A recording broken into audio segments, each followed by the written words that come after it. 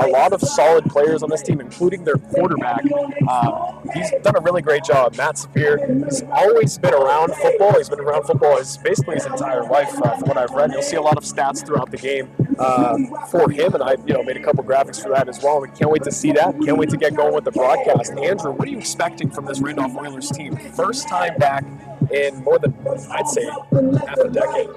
Yeah, I mean, I bet they're excited. I mean, the town hasn't had a Semi Pro team in a while, like you said, half a decade. Now we're coming out right after COVID, and everything's starting back up again over the past year, especially in sports. I don't know what to expect, honestly. Got a good mix of guys down there. You got a lot of younger guys on the Randolph team as well, next to some older guys. A lot of experience in a variety of levels of football. Like you said, semi-pros are only talked about, but there is a lot of independent leagues around the country.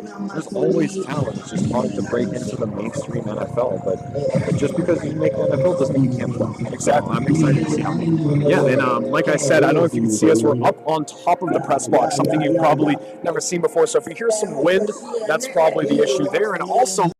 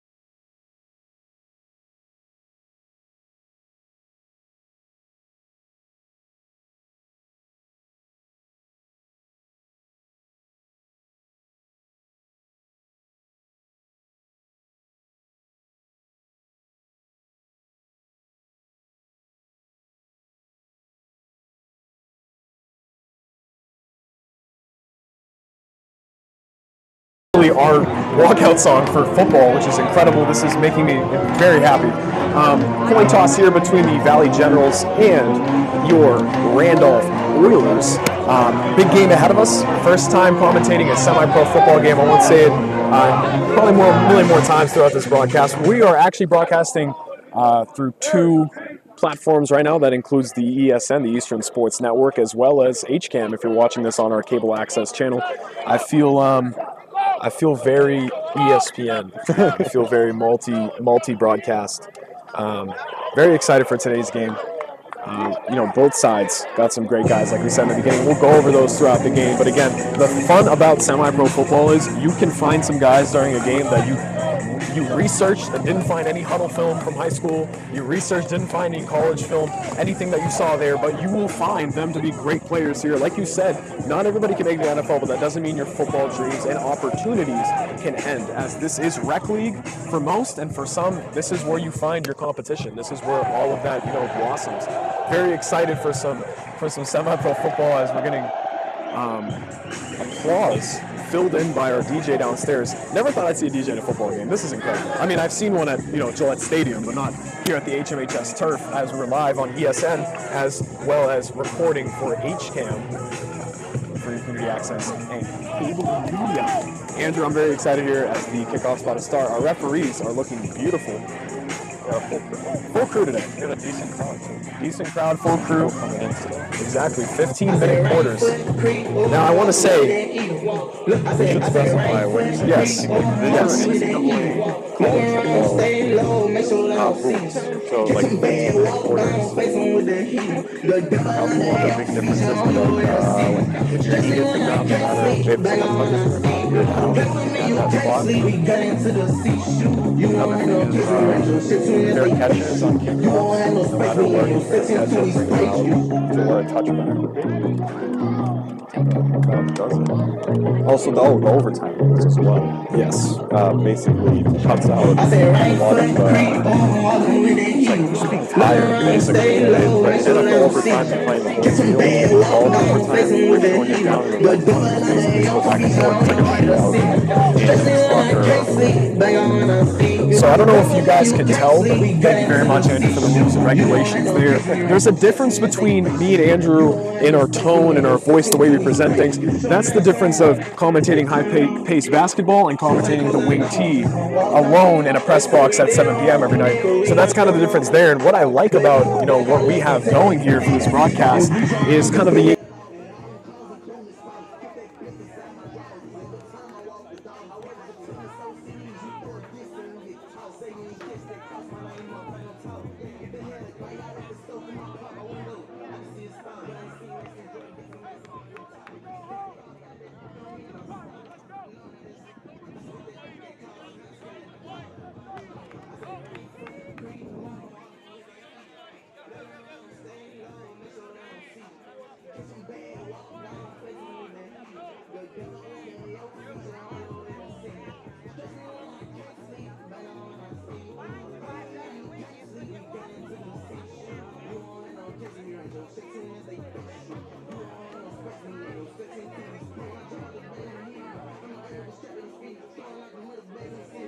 ESN World Stream. Visit esportsnet.com and also check out all of ESN's socials at East Sportsnet. Now you're really joking, sticking out. You just need a really am. one now. Exactly. Also check out HCAM as well, making sure Holbrook Community Access Media is in there as well. HCAM 02343 on socials. It got real quiet. It did. The energy is livid. Very excited to get going here. July 8th, 2023, Generals, Oilers, live here on ESN and Holbrook Community Access Media. It's like the kick return will be a 5-4-2. 5 in front, 4 in the second line, and 2 returners during the final steps in starting this game. Both teams have a solid amount of guys on both sidelines. We got some opportunity to watch some Troy City Titans videos from the Fall River. A lot of full sidelines. Great turnout for both sides. Problem is there's a couple of copy of jerseys because people like preferred numbers, so we might mess up a couple names because we might say 11 is 11 and this 11 isn't 11, so you never know.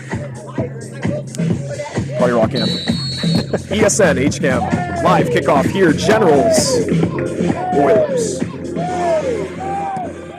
Checked right down the middle and caught there, cutting up the field, making his way around and tackled up. That's number 13, JD. JD on my roster. I'm going to give it JD. Didn't expect that one to go to him. Obviously, they're in the second line. You're thinking about blocking for your return then, but got a decent return. A couple yards there. Almost cut it. Jonathan J. O'Marrero.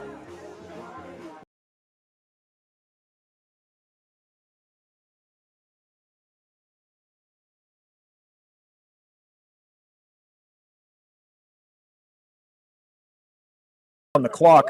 Brand new game here on ESN HCAM. Very excited to get going. Looks like a twin set in the backfield. Got one wing on the right. Two outside guys. Marrero hands it off, finds JD. Cuts it upfield and gets a couple of yards there. A good, solid run to start the game. JD, first one to touch the ball. Special teams and offense to start off this game. That's what I love about this, man. Like, there's JD. Like, you know what I'm saying? Like, that's just, I love it. 2nd and 5 here. Now, pretty interesting set here. Same set as before. Got the left wing on the outside. Marrero now awaiting the snap.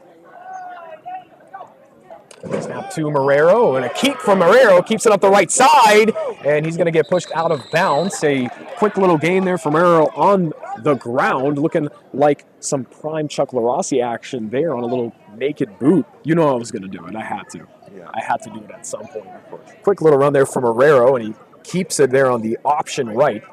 It's going to be 3rd and about 4? Yeah, I think that gained maybe a yard. You never know, like, from this perspective, you know what I'm saying? Like, what's going on here? How many yards is he picking up? It is 3rd and 4. 3rd and 4. Wide out. 4 wide with one single back. Either a quick pass or an inside run option here from Marrero. No jump on defense. Marrero's going to back up in the pocket, throws across the middle, and almost picked off. That's Devin Bacciocchi. Say it at the same time there. Devin Bacciocchi breaks it up for the Generals. A great play there by Devin Bacciocchi, and looks like some type of special teams unit is coming out for the Oilers. Quick 3 and out enforced by Connecticut. After a promising run, they got 2 quick stops. That was almost picked. That was close. Just to remind everybody on record, since we kind of didn't go over that, the Oilers are 0-2 on the year, and the Valley Generals are 1-0-1. They had a win against the Troy City Titans 22-14. And we'll get a chance to possibly see the offense if a fake doesn't happen here from the Oilers. Be aggressive. Cleanse Haxey on the punt. It's going to be in the air. They might let that one drop and pushed out of bounds. Looks like JD's trying to get on. He's on all sides of the ball, JD. Making great plays here on punt as well. They're going to be down around the, looks like the 24-yard line. I thought there was a motorcycle. I thought the exact same thing. You're watching. This is the ECFL, the East Coast Football League. You're watching ESN. This is brought to you by ESN, the World Stream, as well as HCAM here. Your 2 commentators for tonight's matchup. Chuck LaRossi, Andrew LaRossi here from Holbrook, Massachusetts. Having a lot of fun here. And now we get to see the Valley Generals offense led by, that's number 7, Matthew Sapir the third. We got a little bit on him from the Troy City Titans game. We'll go over that after this play. And Sapir now hands it off up the middle, and he's going to be tackled there. It's a handoff to Bacciocchi on the inside.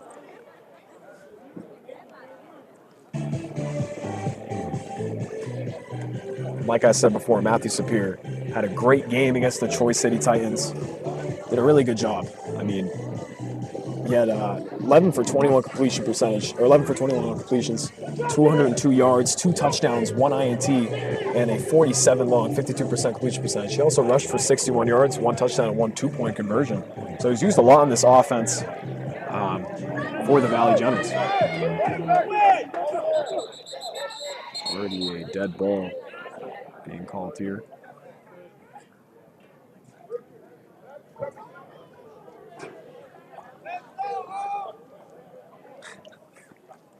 Can hear everything from up here.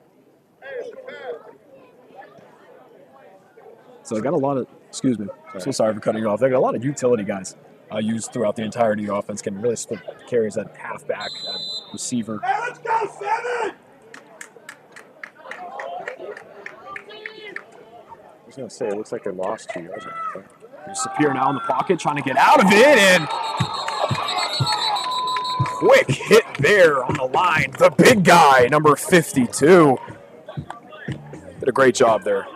Incredible stuff. Got the guy inside. Caleb Wilson, the defensive lineman. Big boy in there. Great tackle. I thought that was a fumble. That was close. Very close. They called the ball dead pretty quick. So, great job by this Valley Generals defense.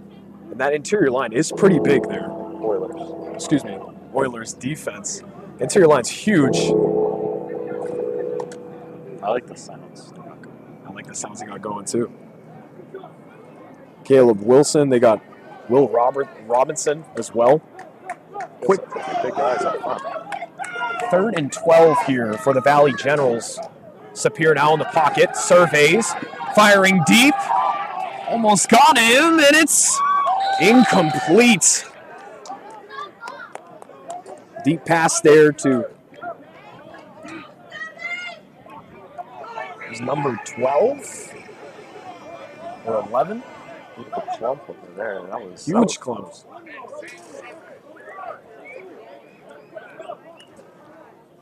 Just like that, that's another 3 and out. So team's going to be exchanging punts here in a second. It's the number 13, Tavon Simpson.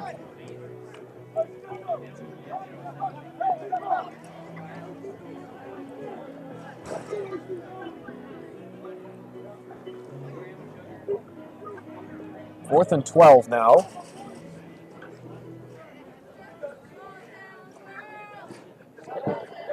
Interesting formation. Only one guy.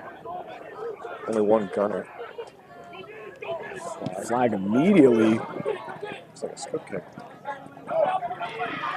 Left. It's 40. Running a seam to make it upfield, and he's caught up out of bounds. There was a penalty as soon as the snap. That was number 40, Dolan Reed.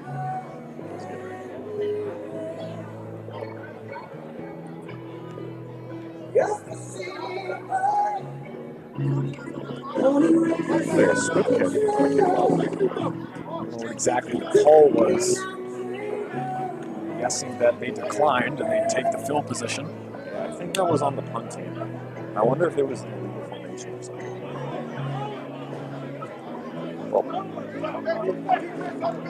Like there was a full start.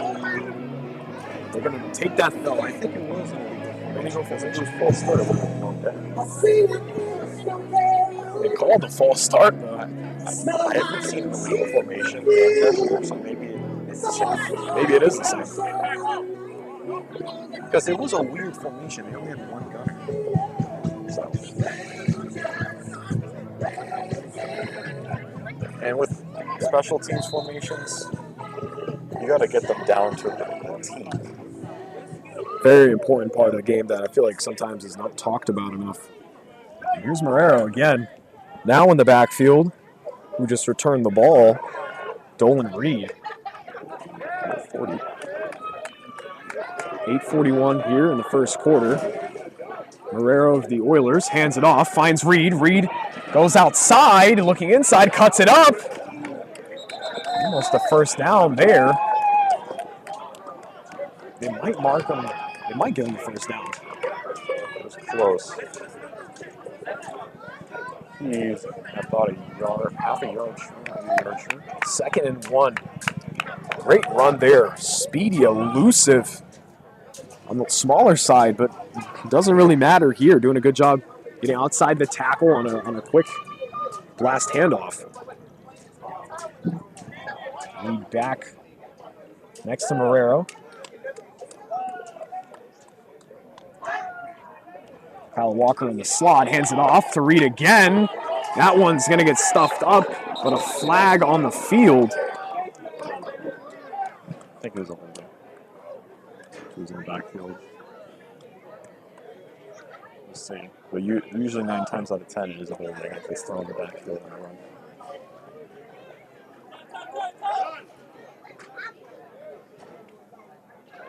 See what the call is here shortly. And this broadcast is brought to you by the ESN World Stream.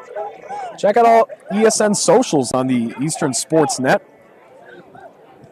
This is the ECFL, the East Coast Football League. If you're just tuning in, got a game here, Valley Generals, all the way from Connecticut, Randolph Oilers.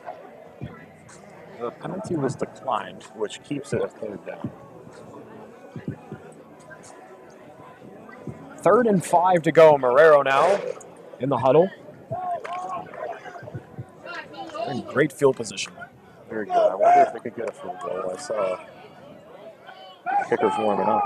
It looks like it could be in the range. There's Marrero now. Walker in the slot. On his left, Marrero in the pocket. Surveys. Intercepted! Running upfield now. And fumble! I don't know whose ball it is. It might be Oilers' ball, but it's going to be Valley Generals' ball. Intercepted! Running upfield now. And fumble! 7 solo tackles and 4 assists and 1 deflection against the Troy City Titans. It's a big play there for the Valley Generals. Great pick. Way to move, and now this momentum has changed greatly now. They're in the red zone, the Oilers ready to get going. And now the Valley Generals on the field, offensively ready to possibly get down and score. 6:58 left here in the first quarter. 15-minute quarters, remember. Big difference from high school from what you usually commentate, Andrew.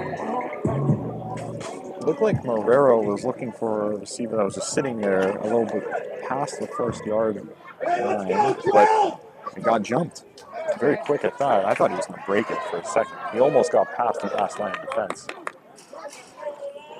Here's Sapir now. Takes the snap, looking to hand it off, keeps it himself, trying to fight for some type of yards, but he's sacked. I feel like almost the entirety of the defense was over there. Joe Grogan, the linebacker, stuffs him. Joe Grogan. They had some great push up front. That was blown up as soon as the ball was snapped. Great jump. I don't know if it was Grogan, but there was an inside backer that got a great jump on that and was able to shoot one of the gaps right past the center into the backfield. Both the running back and the quarterback wrapped up on that play. And I wonder if it was, I think it was an option. I don't think it was intended to be a passing play. Grogan inside with the cowboy collar on. He knows he means business, the defensive end. It's like Leighton Vander Esch. He does. With the cowboy collar.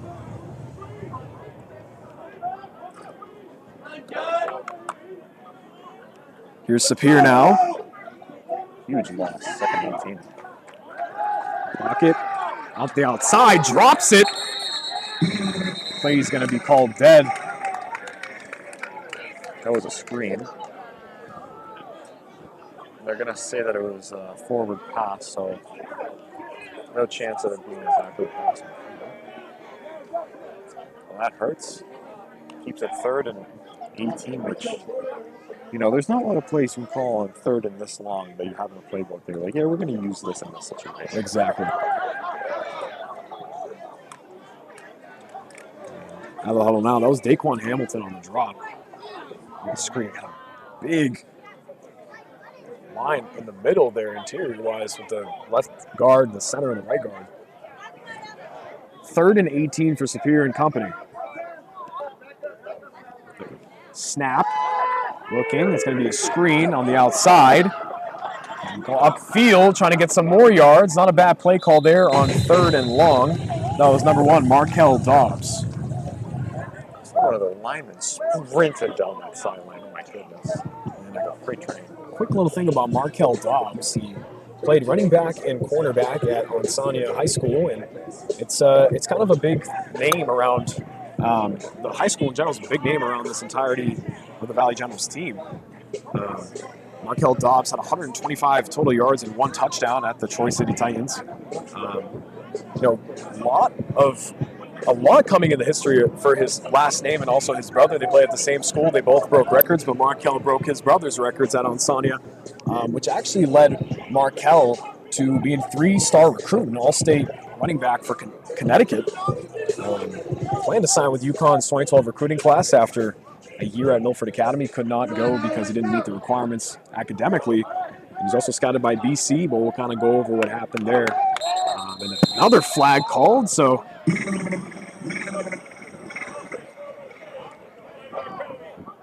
5-yard penalty there on the offense. I just saw him, hit his chest. Was that a delay game? Might have been a delay of game. Clock continues to run. Either that or a false start. Like I was saying about Markel Dobbs, intended to play over UConn, couldn't make it because of academics. And he was promised a scholarship for Boston College, and then Matt Rule came in at the head coaching role and said, hey, I'm not going to promise you this scholarship. And Markel ended up playing a couple of years in D3 and also at Anna Marie. So, a lot of experience there on the collegiate level for Markel, and he was unbelievable his senior year. He had 161 carries, 2,307 yards, and 37 touchdowns his senior year. That's crazy. All rushing. It wasn't even total. It was looking at a great bounce. It might have came off the foot. He's not going to touch it yet. It's going to stop right over there by the 15-yard line. I was going to say, you see a lot of scenarios where new college coaches come in. It's awkward. You got a previous recruiting class that was recruited by usually a completely different staff. A lot of new head coaches, they don't do holdovers. So you saw that when Deion Sanders jumped from Jackson State to Colorado, and a lot of those kids, their scholarships were not insured with him. He wanted a different group of kids. So just a tough scenario. Obviously, Matt Rule had been an NFL coach as well, so it would be interesting to see how he would have played under him. It would have been great to see him play at that D1 level. He had such an incredible year, and being a 3-star in Connecticut, they used to, Onsania had multiple, top 100 running backs at that high school. They are a Class 2 high school, not even D1. They got a ton of running backs there. Romero now keeps it himself. Gets a couple big hit by 4 defenders there. One of them being, once again, Shamari Evans. That is a hard sell for the quarterback to cut in to a gap where only running backs go into. When you usually see options, quarterback takes it outside, try and limit the damage against the biggest guys on the defensive line, but still was able to push through and get a couple yards off that option. 2 yards on the gain. It's going to be 2nd and 8.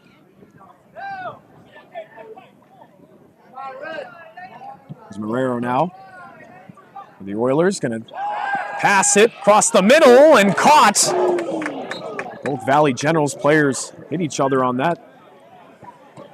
And I think the receiver on that play, that could have been very 100%. bad. I think he just had missed. He did get sandwiched there, but I think they missed his head, unfortunately. That could have been bad. Kyle Walker with the catch, and he brings his head down and doesn't get sandwiched there by the defense, but a great pass there and a first completion for Marrero. He's coming off. He came off the field as well. Hopefully he's okay. That still would take the wind out of him. And speaking of wind, if you're hearing it, we're up here on top of the press box, your ESN, HCAM. Coaching some. Marrero now. Deep shot, and it's going to be incomplete. Approaching a minute here in the first quarter. Still a 0-0 game.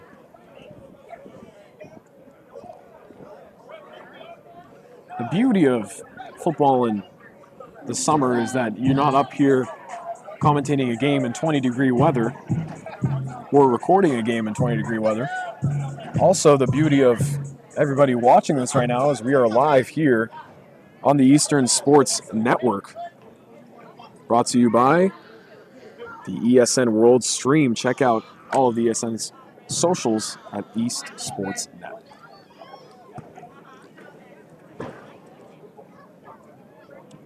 Second and 10. 42 seconds left here in the first quarter. Here's Marrero for the Oilers. Pass, dumps it off. And a cut, but a great tackle there. That was number 7, I think. That was number 7. Yep. Number 7, Tryon Dobbs. Also a running back. A lot of two-way guys. This isn't surprising due to the fact that although they got a good amount on the sideline, you still got to fill out a lot of spots. And, you know, down here, you're buying your uniform. It's going to be the end of the first quarter. Buying your own uniform, I'm guessing. And you're like, I want this number. Another guy has it. Why not? That brings us to the end of the first quarter. Oilers 0, Valley Generals 0. This is brought to you by the ESN World Stream. Check out all the socials. East Sports Net for the ESN. Check out HCAM socials. HCAM 02343 here at Holbrook Community Access Media. We'll take a quick break here. We'll join you in a little bit.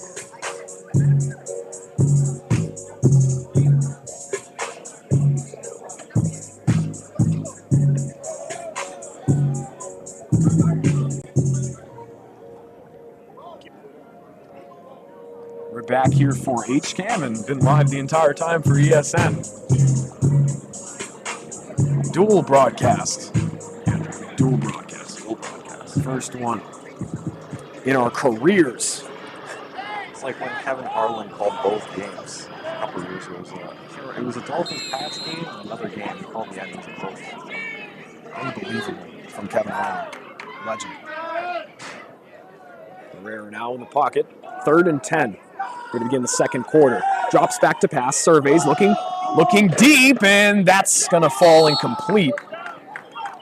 Not a bad pass there from Marrero. Just couldn't hit his guy in transition. Had both 22s in both of each other's faces. Hands up and everything. Nowhere for him to go. Not a bad pass. That's to Jose Bonsu Barron. Didn't have a lot of time in the pocket for that play to develop, but edge rushers have been screaming off of there, usually beating the tackles. Not even with a bull rush or anything, just running around them. It's hard to stay in that pocket in that situation. Usually you move up, but if pressure's coming up from the inside and you got edge rushers on the outside, you're kind of put into a pickle. You can't go anywhere. Lucky to get that throw off. And the punt here from the Oilers. The ball's on the ground. He picks it up. It's going to be a shank.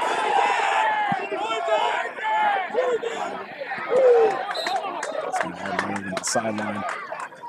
I think that was an 8-yard. No, we didn't pick up the ball. Maybe a 5-yard punt or something. That was a bad bounce.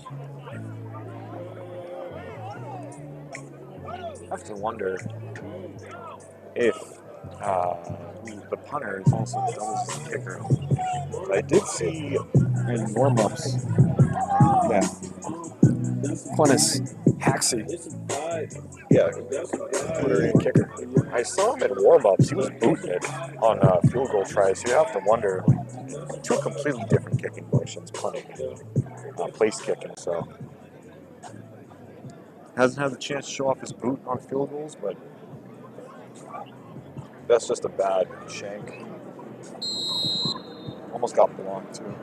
The ball was right on the ground. It's difficult to, kind of in transition, pick it up and kick it. From what I've heard, I've never punted a football a day in my life in an actual game. I punted back in 8th grade. That's the days. Matthew Sapir the third now in the pocket. Sapir hands it off. Inside, that's Dobbs. Dobbs cutting it up. Breaks one. Still driving. He's going to get up over to the 29. That's where they're going to mark him. Dobbs again. Strong run. Cutting it up. 13:30 here in the second quarter. Great strong run from Dobbs. You love to see that throughout the game from Dobbs. That's what you need to start off this drive. You've been scuffling a little bit on offense. Scoreless first quarter for both teams. There was some great blocking up front. I don't know how he cut through that, though. It felt like everyone merged the interior very quickly, but you need to get to the second level. He's a big dude. You'd like him to face linebackers and DBs more than defensive line. Going to keep Dobbs in the backfield with Sapir. That's, Bacciocchi was in the backfield and Sapir wasn't working on that option. So having a bigger guy like Dobbs is going to help him out. Sapir now back in the pocket. Chucks one deep. He might have him, and it's dropped off the pads there. And not a bad throw from Sapir. Right on the money. Just blocked up on some great defense there. That pass was to number 13, Tavon Simpson. That was just some better defense. That was number 20 on the defensive play for the Oilers. Adrian Phillips, who is also a safety in the NFL. But yeah, that was a great throw, but just even better defense to break it up. As you're sticking to him like that, it's hard to not get a defensive pass interference, but able to block the view of the receiver and also the throw. So good play all around. But that was a pretty dicey call from the offensive coordinator, Cogswell. Especially on second and short, you would think he'd go to a run after happen on first down, but maybe they go to it again. 3rd and 2 now for Sapir and company. On the motion, hands it off, looking up to get the first down. He's going to get some more. A speedy little guy makes it up and gets the first down. A great job there by number 14 of the Valley Generals. This is what I'm going to be doing all day, Andrew. I'm just going to be cycling through here. That's Stevie Swinson for the Valley Generals. What a great call on that jet. I can guarantee you the defense was sitting on that inside zone, or just a run up the gut in general. So to get a guy in motion like that, who can hit the edge that hard. Looks like there's going to be a timeout taken. Timeout taken here by the Randolph Oilers. This is brought to you by ESN World Stream. Visit the eastsportsnet.com and check out all of ESN's socials. That includes the @EastSportsNet.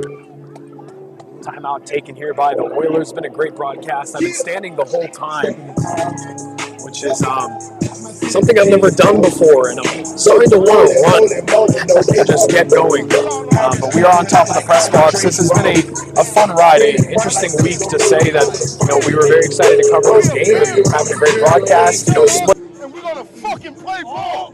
We're gonna ball. You don't need.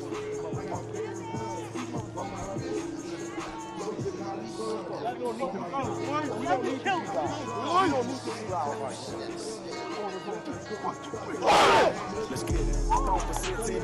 It's a G5, no, they not a challenger. I get some members with me in the fridge, they coast things, they some cannibals. They like the geek, take a whole bottle, wake up and repeat. She took enough, mixed it with the chill out. Now she said 3D. Go in the jungle and they got a coat. I bet I come out with a mean. I bet I do this for the fam, cause it's bigger than me. Big, color.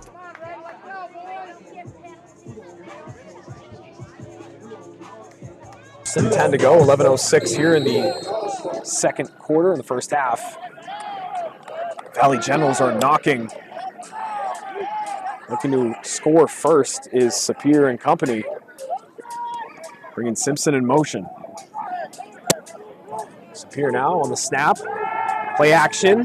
Throws it deep. He might have them, and it's caught! Touchdown, Valley Generals!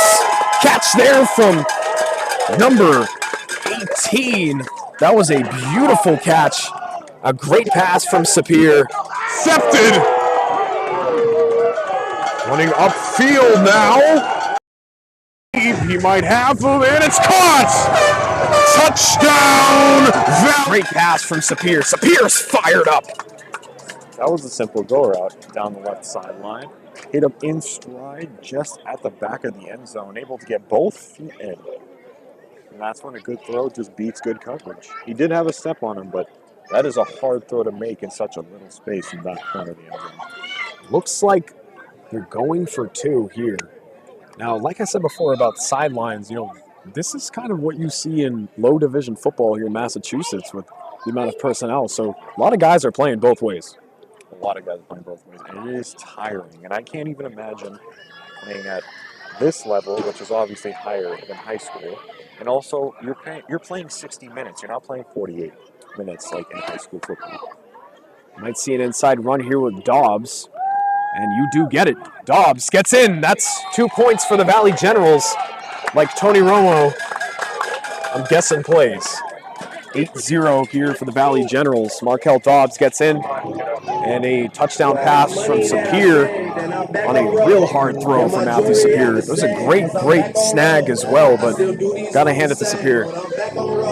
Guy is a field general. He did a great job in high school as well. Was more than the majority was a West Coast quarterback. West Coast offense in Connecticut's unheard of. That's probably not unheard of, but I'm saying that he played that type of offense. He was running the ball. He was passing it. A lot of flood concept. And you see that pass there on a simple go route. Hits him right in the chest and stride. That's exactly what you want.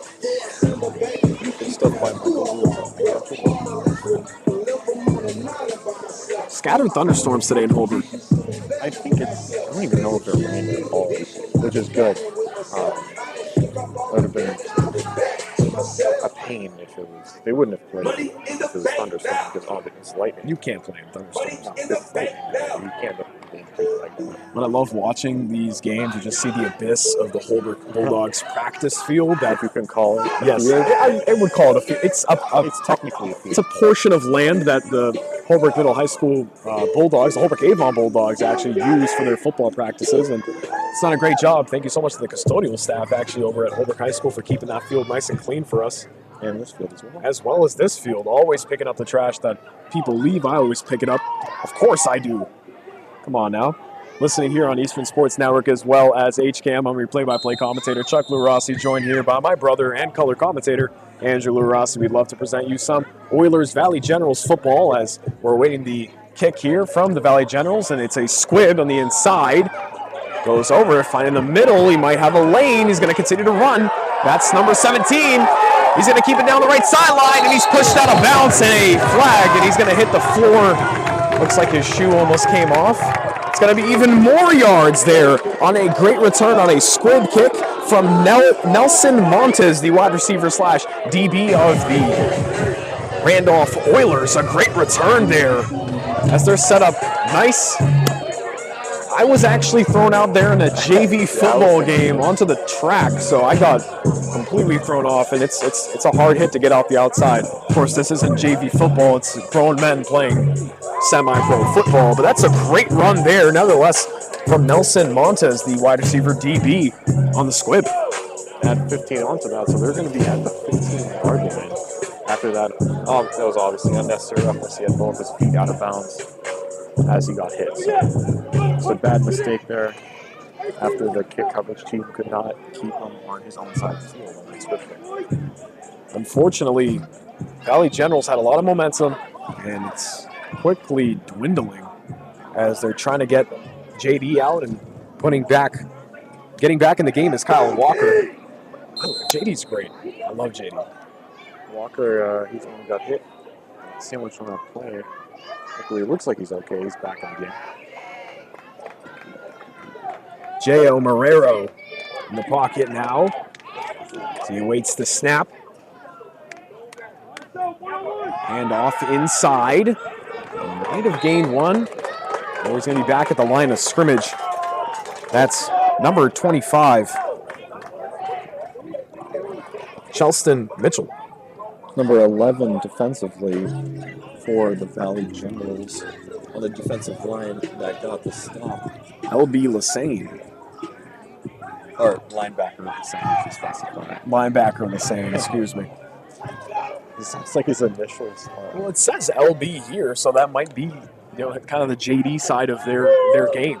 Maybe. JD goes by no last name. That's how he's running it. I completely enjoy that. Because JD's athletic monster on the field. Back in the backfield, the speedy number 40 next to Marrero. That's Dolan Reed. Marrero, the Oilers, on the snap. Looking to pass off the edge. Immediate pass rush, looking downfield, and it's going to be way out of bounds. A flag, was there a whistle called or something? Reed was wide open on the left side, but it's, from a quarterback's perspective, Marrero was rolling out to his right, and he just couldn't make that pass back over to Reed. Reed's kind of your last read there. It's kind of funny. Reed is your last read. It's really not funny at all. But you can't really do that throwback. It's difficult to get that going. Yeah, that was number 0, Dominic Green. Number 55, Kobe Ortiz, rushing him down. Ortiz had 12 tackles against Troy. And Dominic Green also had 2 sacks in that game. They were screaming off the edge. Immediately, it feels like the left tackle took a step back and said, hey, I'm not even going to block for you here, man. Just kind of figure it out yourself on the bootleg right. And it probably wasn't even a bootleg. He was trying to sit in the pocket, but he tried to make something happen. That's kind of what happens in plays like that. It's 3rd and 10 here, 8:08 here in the third quarter. Pass from Marrero. It's going to be almost caught up. He's going to be in the end zone there. Did he get the ball ripped out of his hands? Might have gotten the ball ripped out. It might be Valley Generals football. Second quarter, excuse me. I said third. I think his knee was down on the turf. We'll see how they roll. It looks like they're going to stick with the Oilers having the ball. But that was close. I think he did get it ripped out, but his knee was down. It's going to be on the 1-yard line here for the Oilers. Answering quickly back, almost stripped out of the hands by the Valley Generals. Treating their cases with the referee and the side judge, but no go. Motorcycle rolling in here. That's not from the DJ. Reed next to Marrero. On the outside, Marky Royster. Inside to Reed. It's going to be stuffed up, jumping on top of the pile. That's the stuff you love to see.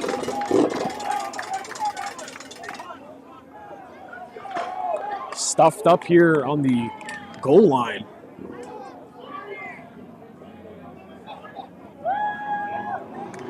Oilers have a chance to respond here immediately after that touchdown by the Giants.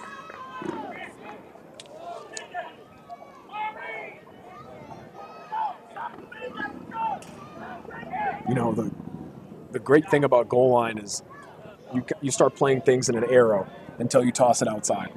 Everything is inside there. It's like a 3-cone drill when you're passing, except you got the ball and everybody's diving into the end zone. You want, and then you got that penetration from the defense, making sure you're not getting in. And these teams, they love to run everything, in spread or in gun, but back to this twin set, I would like something under center here. Snap. Handoff inside, trying to make his way in, and he's stopped short of the goal line. Once again, this interior defensive line doing a great job for the Valley Generals. It's going to be quickly 3rd and 1 to go, I would say. Yeah, I would have to guess Kobe Ortiz in there on the interior was one of the biggest pieces of getting these stops. But just like you said, doing out a shotgun is hard because you got to run a few yards before you can get back to the line of scrimmage. I know in this situation, what you would run would be actually sneak if you run. Exactly, and if I have to give up my head for a play, Game shotgun though, same formation. Twin set once again, 2 in the backfield with Marrero. 3rd and 2 to go. Marrero. Looks like a jump there. False start on the left tackle. He jumped right before the snap. Quickly moving backwards are these Oilers. Coming back out, CJ Jean. And coming back in, Kyle Walker. And taking a timeout. Possibly a personnel change, or I think it was a personnel change. That coach is not happy with that. You're that close, and you need to score here to respond. You have about 5 minutes left in the first half. I'm watching here live on ESN. We're watching from our broadcast on HCAM. Both are going to be. You're going to be able to see both of them online, either at the eastsportsnet.com, and check out all the socials at eastsportsnet. This is the ECFL, the East Coast Football League. I'm your play-by-play commentator, Chuck Rossi. If you're just joining us, the Valley Generals are up 8-0 here in a red zone stand. The Oilers trying to finish in the end zone. After the false start, here's Marrero in the pocket, off the edge again. The ball's loose. Valley Generals are going to get on top of it. And the Oilers give it up in the red zone. Not a great job in retaining the snap there is Marrero. J.O. Marrero can't get it going, and the Valley Generals offense is back on the field. Sapir says, hey, I don't want to finish here. I want to keep it going. And I can bet you're going to see some type of mid to deep pass from Sapir to get a quick and easy touchdown and possibly get that defense back on the field. But I know they're gassed after that goal line stand, and they probably feel great after that. A lot of guys might still be back on offense. But again, 4 minutes, 19 seconds left here in the first half. It's been an electrifying one and an energetic one. Very excited and pleased to be here with you and joining me, Angelo Rossi. I know this has been a great game. Yeah, despite the score, I mean, there's been a couple good plays on both sides of the ball from both teams, but if you're the Oilers right now, that hurts. Getting stuffed there on the goal line. You wonder if that false start didn't happen, if that could have changed how that drive ended up with. Now the Valley Generals have another chance to stretch this lead going into the half. Sapir now in the backfield next to Markel Dobbs. Both actually played at Anna Marie College. Sapir now surveying, he's trying to get out of the pocket, still looking downfield, finds a receiver, it goes right through his hands. That was number 87, Pete Deontay, the tight end. Sorry, I just saw someone jump and hang off the goal. The soccer goal. I would not recommend that. Again, went right through the hands of Deontay. The only tight end I've seen on both rosters, and he got the 87 on. Of course. Looking like a tight end, 6'4". 2nd and 10 here. Clock still running, 3:40. I keep forgetting the clock doesn't stop. Does it stop with these? Doesn't it? Yeah, it does. Yeah, because it's always running. Yeah, I was gonna say because this is getting fast. It stops, it runs. It goes out of bounds. They'll stop it for a second or two and then run it again. Yeah. Dobbs back in the backfield. Deontay on the wing. Might be an inside run. Set up with 3 wide. It is. Might be an RPO. Flag already thrown. Dobbs trying to get out of this. And he's going to be out of bounds. I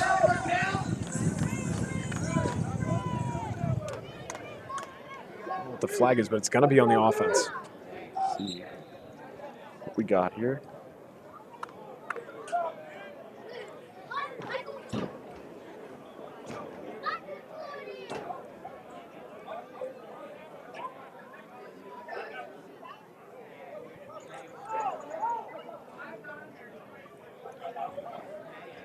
Quite trying to decipher kind of what's going on. Legal formation there once again. And at what point do you kind of look at that rule book and say, we can't run this formation? Well, it's just a matter of guys not being set up. I mean, obviously, when you're making the playbook, you got to double check that you can actually set these guys up at the line, who's covered by who. But usually it's an execution more than planning if it's a new formation. 3rd and 10. 2:05 left here in the first half for Sapir and company. Wind died down, and a charge timeout here. There's a 2-minute warning, actually, excuse me. Thought there was a charge timeout, but 2-minute warning issued. Not used to that. Not used to that at all, and that caught me off guard, actually. If you're watching this now, hope you've been enjoying it. I have. Doing a great job out here. First game commentating ever football for me. You know, it's always been a pleasure to commentate games, and I'm glad you get to hear my voice over at the ESN World Stream. Visit the eastsportsnet.com. Also check all the socials out. While you're at it, I'm going to plug Code Blue as well. Trying to see some student journalism, also some student sports journalism? Go over to Code Blue HMHS on Instagram. Also Code Blue HMHS everywhere. Twitter, Facebook, YouTube, you name it. Code Blue HMHS. 3rd and 12 here after the 2-minute warning for the Valley Generals. Big play here for Sapir in this offense. Sapir now backs up, surveys, looking, going downfield, and it's deflected. Some great defense there. That's number 20 on the Oilers. Almost said Pioneers there. Oilers defense. Adrian Phillips again. Number 20. Had that good pass break up in the right corner of the end zone 2 drives ago. All over the field on defense. You never know. That might be Adrian Phillips. He might just be Just relaxing. little preseason action for him. Well, that's a great defensive play by Adrian Phillips, and that sets up a punt here for the Valley Generals. Set up to receive is Jay Patterson. Noah Patterson in the NFL that's going to be a Hall of Famer because of his special teams. I don't know about that. Pastor's not in. I don't know if Cordero will get in. You never know. That's true. I think, in my opinion, I think both of them should get in. 100%. And Steve Tasker and Matt Slater should get in the Hall of Fame as special teamers, but that's unrelated. Patterson and Reed almost blocked. It's going to go to Patterson. Patterson immediately taken down. 34 on the tackle for the Valley Generals.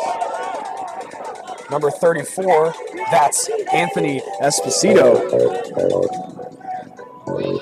Played over at West Con. Not UConn, but West Con. Division III program. Doesn't get a lot of time on the field at running back, but it's good to see him get some special team minutes. And making that tackle completely broke that play down. Actually, an interesting thing that I saw is the football, the cable, is actually a NFL-regulated leather ball, and the balls they use on the field are NCAA-regulated balls. So maybe it's the feel for the kicker or the punter, excuse me? Yeah, they're always separate. No matter what level of football, they're always separate because you do not want to throw a kickball. Those are like... I've thrown a K-ball before, multiple times. That orange ball that tints your hands, yeah, that's a K-ball. Because you need to use it, Chuck. Here's Marrero now in the offense. An inside handoff, looking to pass. Has him deep, and it's tipped away by Markel Dobbs. Not only is he great on offense, but let me tell you about his defense. Played corner in high school at Sonia. Played both sides of the ball also on the collegiate level. Markel Dobbs, he had 3 solo tackles, 2 deflections, and 1 INT against Troy City. Sorry. That was a great play.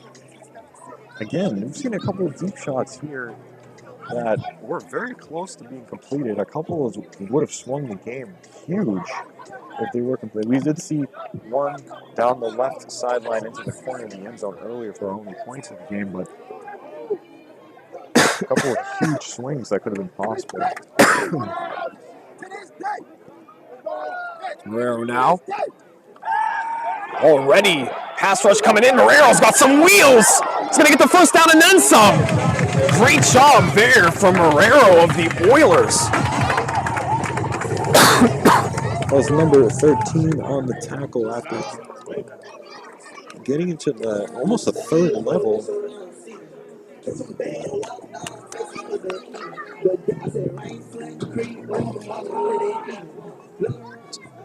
Tavon Simpson on the tackle.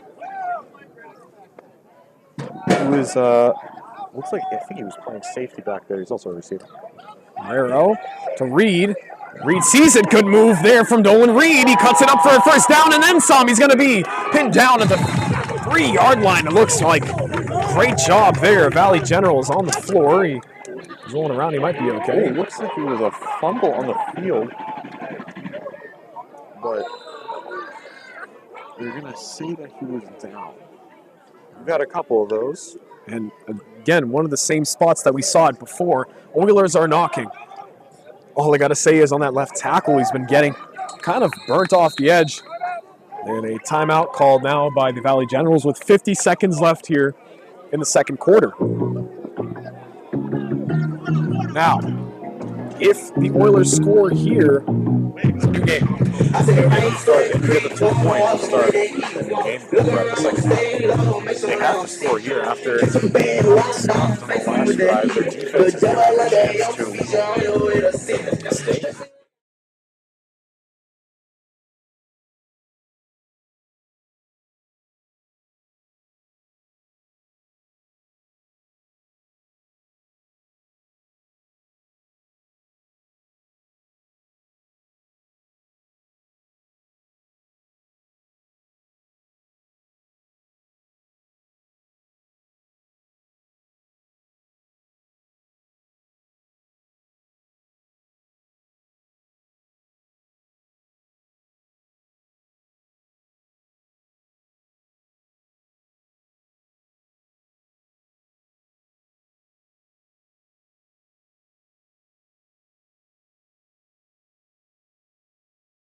On the 3-yard line.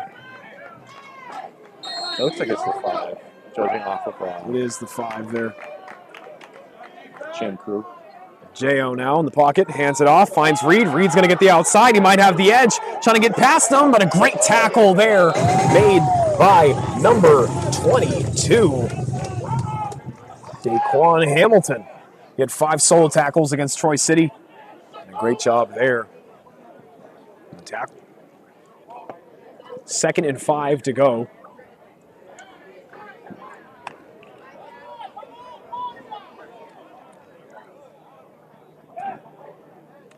One coach on the sideline for the Valley Generals. He's running really all sides of the football.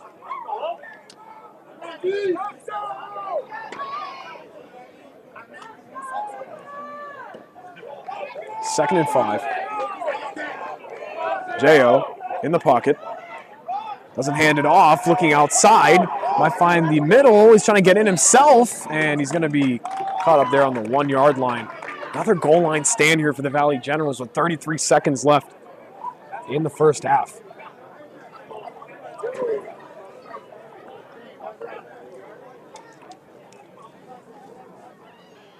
Stepping on your wire there, sir? I'm sorry about that. For poking you to tell you stop stepping on my That is all microphone. good. That happens. That's brotherly love if you're hearing it there, ladies and Please gentlemen. stop. Please. I beg you. Generals up 8-0 against the Oilers here. You're watching this live. Have I said it? The Eastern Sports Network. You're watching it live from there. Follow them all over the socials. I've said it enough times, but I'm going to keep saying it because I love it, and I hope you're loving the broadcast because I'm enjoying it. Long play call there. Tango Blue Raider for Scat. You're just throwing names out there. That's a couple audibles there. 3rd and 3 here, 33 seconds. A lot of threes on the board. Here's J.O. The snap for the screen, and it's going to be Short.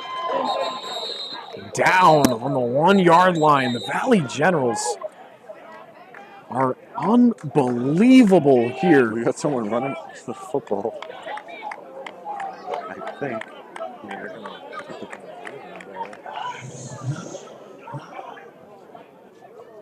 it looks like a quick receiver screen. Try and quickly get in there, but you know what? Now, they're going to kind of go over what they want to do here regarding Scoring, and what do you run here in fourth? Is it 4th and 1 now? Yeah. So again, they're very limited, and a big part of that is you would talk about how limited you are under center, right? You talk about how limited you are running the ball, but when you're in a spot like this, what are you supposed to do in gun? What are you supposed to do in pistol? They have not gone out of that formation.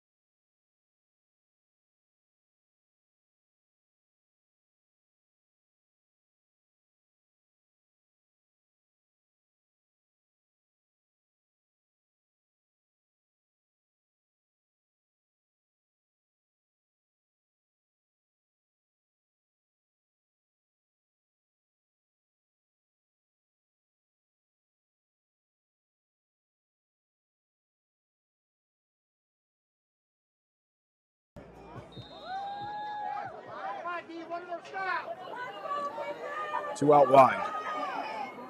Gonna do power. Jo to the right. He finds the end zone. Touchdown, Oilers. Jo Guerrero finds the end zone, and that's 6 points for the Oilers. They thought outside the box. They're running a quarterback power. Everyone going to the right side. And credit to Guerrero, just leaping over the line.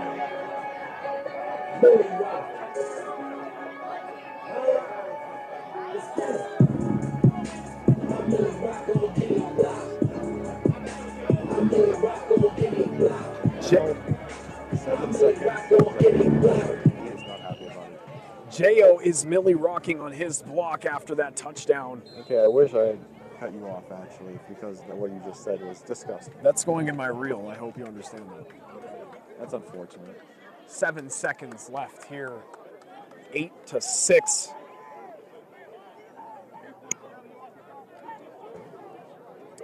Low scoring game, but a lot of energy out of both sides. Twin set once again.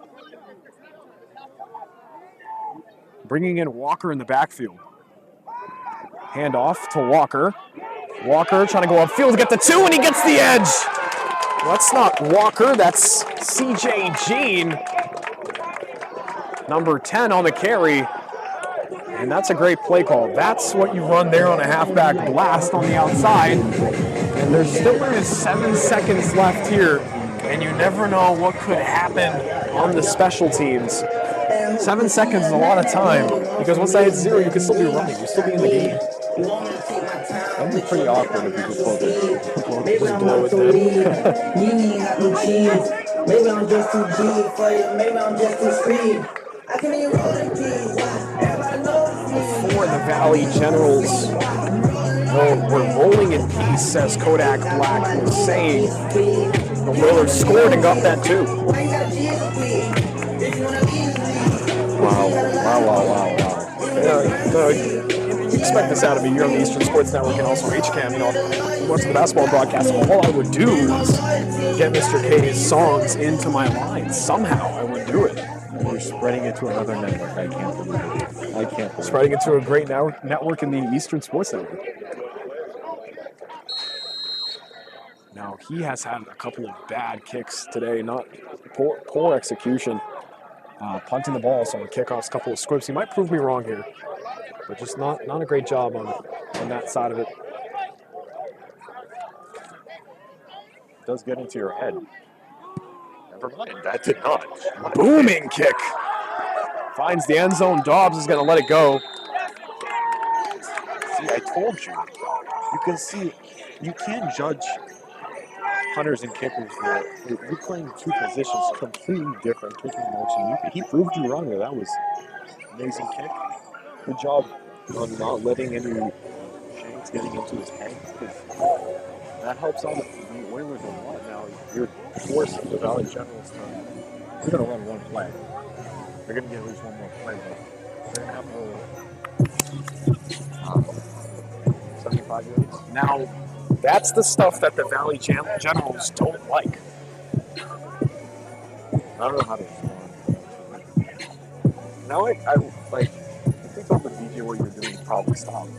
I don't think he would. I think he'd enjoy it. No, I don't think so. Valley Generals, you know what you do here? You run that 5 wide set and you throw it up. And something I always regret doing when it comes to the spread and throwing it up. In this situation, I would run out of the pocket. I would run out of the pocket and find somebody downfield. And again, that might be part of my height, but I'm saying more as if trying to develop this play here. Run out of the pocket, chuck it up, try and get that touchdown. You do something fun. You do a hook and ladder. Hook and ladder is. But these guys are going to be playing so far back that at the end of it's probably not going to work. Hook and ladder, though, I want to see one in person at some point in my life. There was the Miami Miracle. There might be the Randolph, maybe. What is it? That is it. And also, it's the first. It's not the end of the game. So a lot of things are going on that I want to go on that just won't happen. Okay, well, Sapir, show me how it's done. They do only have one deep safety, the Oilers. Looks something across the field. Sapir now in the pocket. Gonna roll out, like I said, looking downfield, and it's caught! Calling time, possibly. It was incomplete. I don't know. It looks like a great pass from Sapir that's going to be marked down incomplete. And the referee was doing a motion with his hand saying he was juggling so he did not maintain possession as he hit the floor. And I think they're going to roll at the end of the first half. That's the end of the first half here between the Oilers and the Valley Generals of Connecticut. 8-8. A very, very fast-paced game. Doesn't matter about the score. It's been a great broadcast so far. And from now, we're going to take a quick break for the ESN World Stream and also HCAM. We'll see you in the second half. Don't do that. Wait until I do it before you do it. Okay.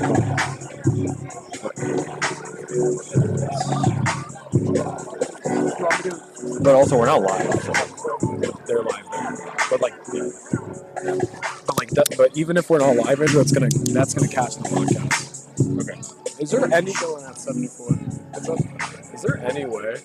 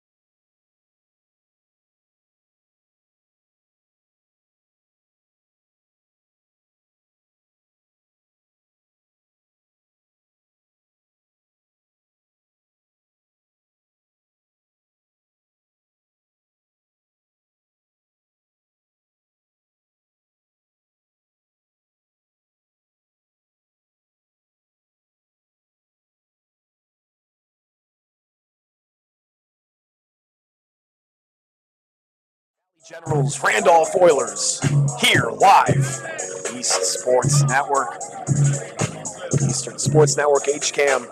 A lot of broadcasts going on at the same time. The lights are starting to come up. The sun is starting to go down, and that's kind of the best part of playing football is the weather, the climate, the fans, and of course, the food.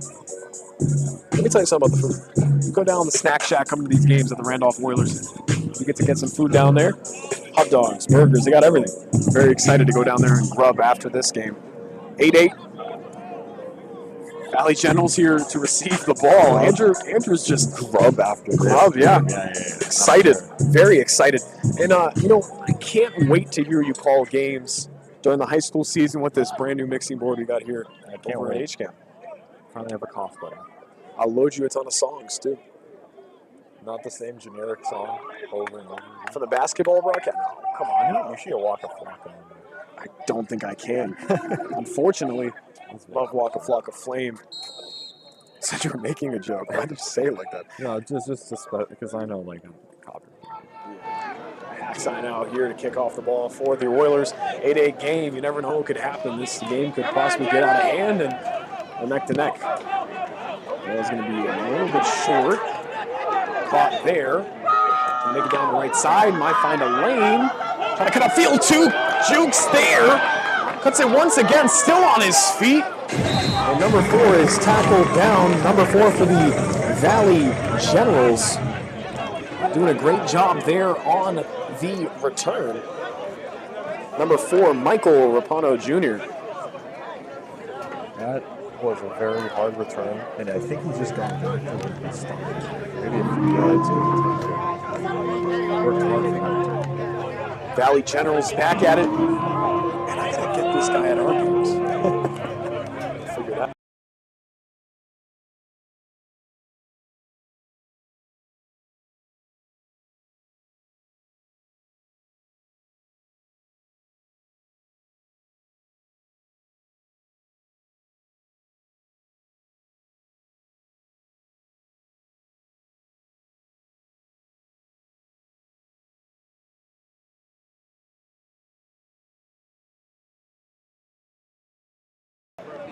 It's great to see, people coming out here and supporting a team that hasn't been, around the past half decade, basically.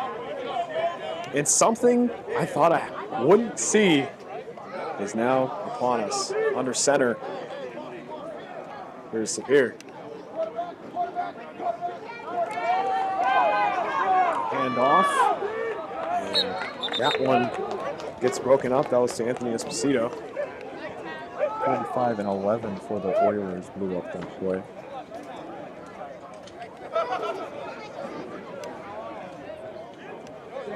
Digging through our rosters. Oh, Grogan, obviously. He's back there with his, who's that cowboy collar you called it? Yeah, James Nadiff and Grogan. Grogan got the cowboy collar. Nice food. I smell food, and I'm excited to smell food. Okay. You're excited to smell it. You were looking forward to the food smell. Yeah. I knew it was going to happen at some point. We're the Eastern Sports Network, as well as HCAM. Very excited. Very happy to be back. Randolph Oilers football. Great Phil there. DJ down there. Under center now. Play action. Across the middle, and it's caught there. Number 12, Judd O'Brien. How's some cowbells going? Tampa Bay Rays. Tropicana. I hate the Cowboys. Why did I even bring that up? The Trop. Great place to be. Not a great place to be, actually, at all. No. Dome was a bad idea. White Dome was a bad idea. Third down now. 3rd and 3. From what I've heard from previous broadcasts, the guy on scoreboard is always great. That's what I've heard from Jug. Always great, you said? He's always great on the scoreboard. Ah. Jug was talking about it on the broadcast before. Here's Sapir now under center, 3rd and 3. Fumbles the snap a bit. Trying to get the first down, but he's going to be short. Well, he's probably going to give it to him. I thought he was short there, but Sapir's going to get it. Looking towards. He get out of there. It looks like they jumped the snap defensively. Sapir now and company with 12:03 left here in the 3rd quarter. Methodically getting down the field.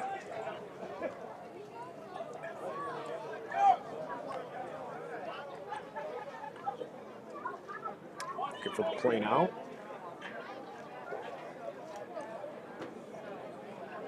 Long play call. Huge play call. I wonder how big the playbook is. I always wondered, like, for semi-pro leagues. I know NFL and college, especially NFL playbooks, are massive. They're like a binder. Especially in our area with the Patriots. One of the most difficult playbooks in the game. Here's Sapir now, looking deep. He might have them, and it's incomplete.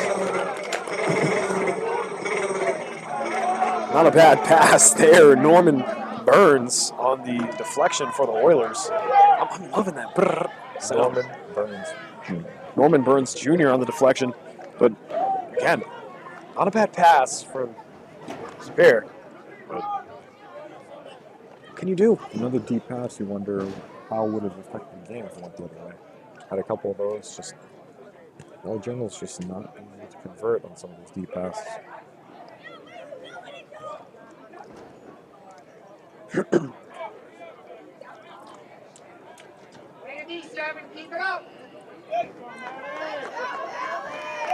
Here's Sapir now.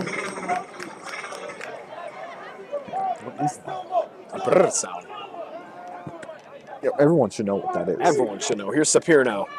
Looking, it's going to be a keep. What a move there from Sapir. Going upfield, finding the sidelines, and He might have them, and it's caught! Touchdown, Valley Generals! Catch there from number 18. That was a beautiful catch. A great pass from Sapir. Finally, they get a QB draw working on that 5-wide play. Moving with his legs. He said he had a great game for the week with his legs, so Valley Generals definitely need to rely on him more if they want to get in the end zone again. It's been quite a while now. That deep pass quarter or so. another flag here. Another flag. Too many men on the field. Another. I mean, like, look. It's going to be 1st and 15. Those hurt. That's just Cannot be stable enough. what that is on the 12th man. That's just child's play. Another. It just keeps going. Do you hear the song that's playing? Child's Play Drake. It just keeps going. I can't stop. 1st and 15 here for the Valley Generals.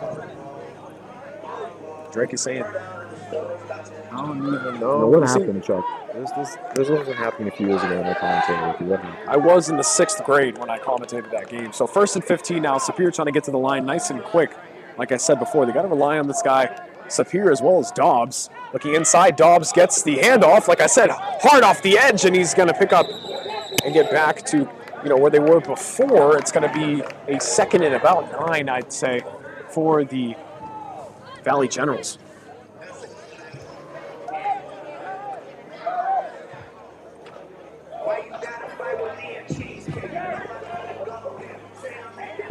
It's tempting. It's tempting.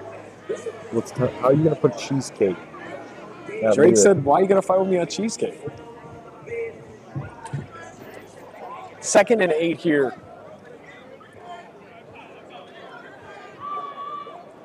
For the Valley Generals. 8:02 here in the 3rd quarter. I like the set they're going in. If I'm the Valley Generals, I'm relying on Sapir here. He's got a great arm, great athleticism on the ground. If he's got to break it out, he can break it out. Sapir now on the snap. On the edge, almost got him. Sapir still on his feet. Dumps it off. How did he get that? Dobbs. Looks like he got the reception for just a yard or two. How did he get out of that? It looked like he was dead in the pocket as soon as that snap went out.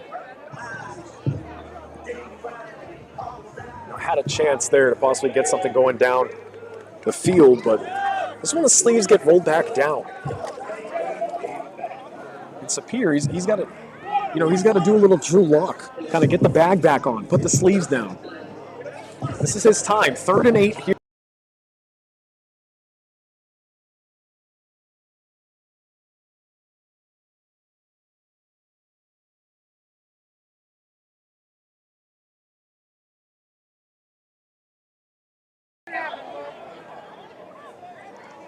Third and 8.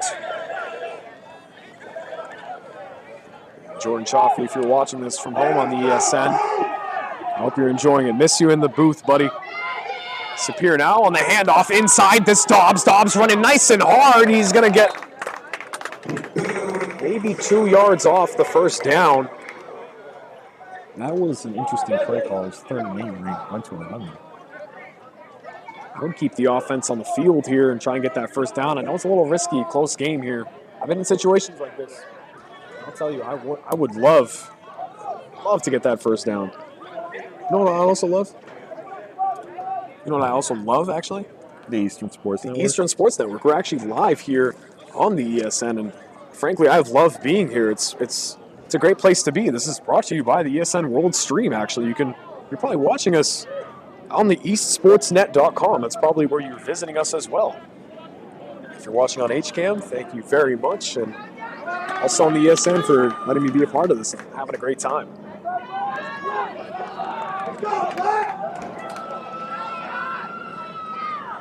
Fourth and 2. Sapir in the pocket. Screen outside. It's going to be an easy first down. He might cut it up the field. And that's a great catch and run. Tavon Simpson. Number 18. Number 13. Number 13. Well, I thought that ball was going to go over his head, but just a weird angle from us. It's a perfect throw and catch. Able to cut it up. And Valley Generals, a good drive working here. Slowly inching deeper and deeper into enemy territory. You want to talk about kind of the amount of time that they have. And you think like it doesn't bleed through a long clock, but it does. We're already at 4:43, still tied at 8-8. Reminds me of your public Avon's drives, how long they take. Dobbs now on the handoff, breaks it loose. He's going to keep going. Markel Dobbs. See ya later. Touchdown, Markel Dobbs. Touchdown, Valley Generals.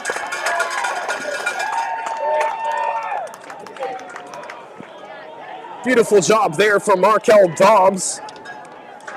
Gets past 3 defenders into the end zone and gives the Valley Generals a 14-8 lead.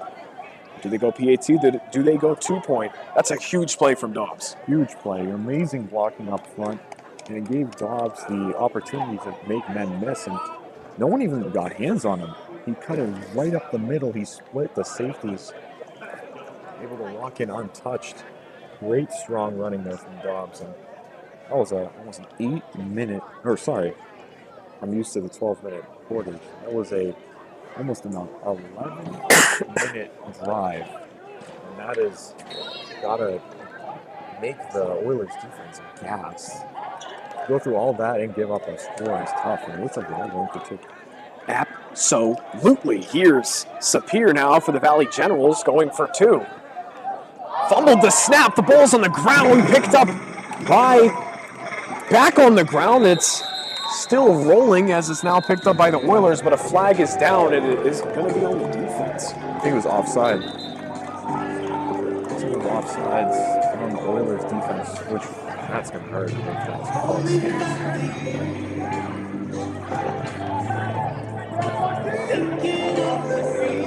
There's love in the air with this song here. The love that I have for the Eastern Sports Network. I thought you were going to say for food, but yeah, that fits too. Brought to you by the ESN World Stream. Visit esportsnet.com.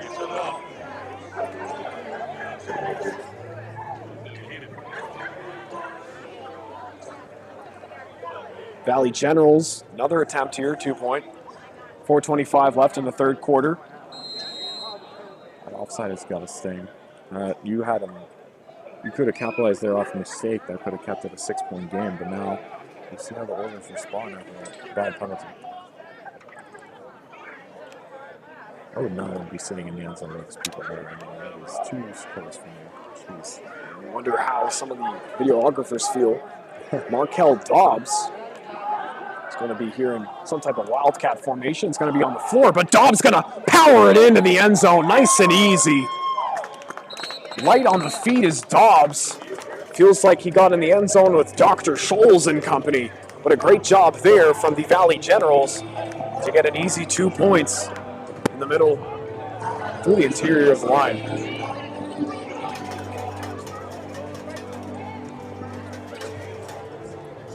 The 2 count. Reason officials speaking on it. I did not expect the Wildcats. That was a low snap, but the blocking was so good up front that no one was able to take advantage of that snap. So he was able to basically walk in with someone on his ankles. Dobbs not only powered through for a touchdown, but he also got that 2-point conversion. That's huge for the Valley Generals. Yeah, huge coming out to respond after the Oilers were able to finish off the first half with their own touchdown in that game. A little bit of a back and forth here. Now the Oilers have a chance to match the Valley Generals in what has turned out to be a very close game. Still only the third quarter here, Andrew. 4:25. Kickoff set to go down from the Valley Generals. And this tends to happen in high school as well. You have to kind of figure out how many guys are on the field special teams wise here and get everyone spread out. They have 11, if I counted correctly, so I think the Oilers are fine.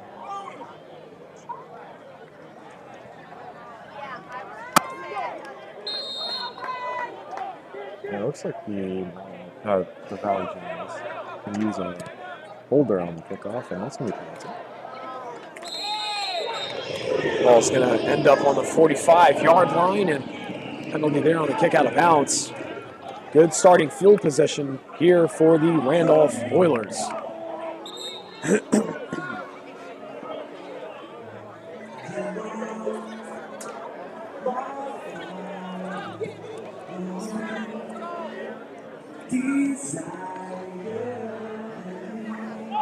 The one desire I have is to bring you this game over at the Eastern Sports Network, because I know my audience and our audience wants it that way.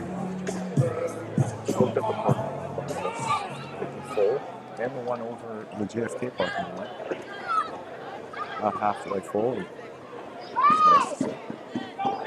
Love seeing full crowds for high school games. Remember the it's a bug on my Hey, I don't think you should slap the expensive equipment. on my mixer. Huss! What is Huss! that? Looks like a fly.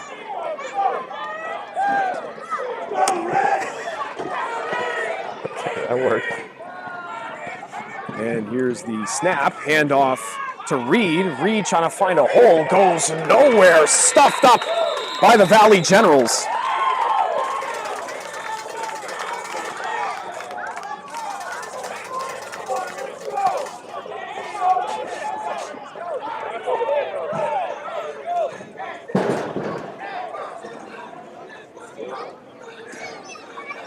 That was number 9 in this one. Angel Ferreira.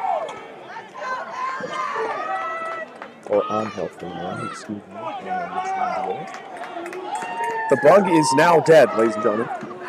Just to let you know. 2nd and 10 now for the Oilers.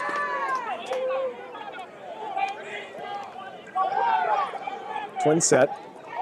Here's J.O. J.O. keeps it. Pass. Caught! on the sideline, an absolute dot. CJ Jean, great catch there on a great pass from J.O. Marrero. Good bootleg to the right side. Lifted it right over the defender, just out of reach to be tipped. That's a good response by the Oilers after being stopped on the first down play, giving them 3 set downs. Absolutely. 2 minutes, 45 seconds left here in the third quarter. J.O. Marrero now, 1st and 10 after a great pass. Might continue his magic. Here's a snap going upfield. Marrero looking for somebody. Marrero's going to keep it himself after a great block. Gets a few. I think I saw a pancake down there. Are these visors that some of these players have on? They are tinted to the point where if they get hit by light, you get shot with some blue or red light. That's unbelievable. Pretty crazy. That's awesome. The rules in the Massachusetts High School Football League, the MIAA, you cannot wear anything under the 5% dark tint, so you can wear a little bit of tint on the visor, but just not as much as some of these semi-pro league guys and players that have some awesome helmets on and some great vibes, to be honest with you. J.O. Marrero now, 2nd and 7 after the run. An immediate charge timeout here from the Generals. Now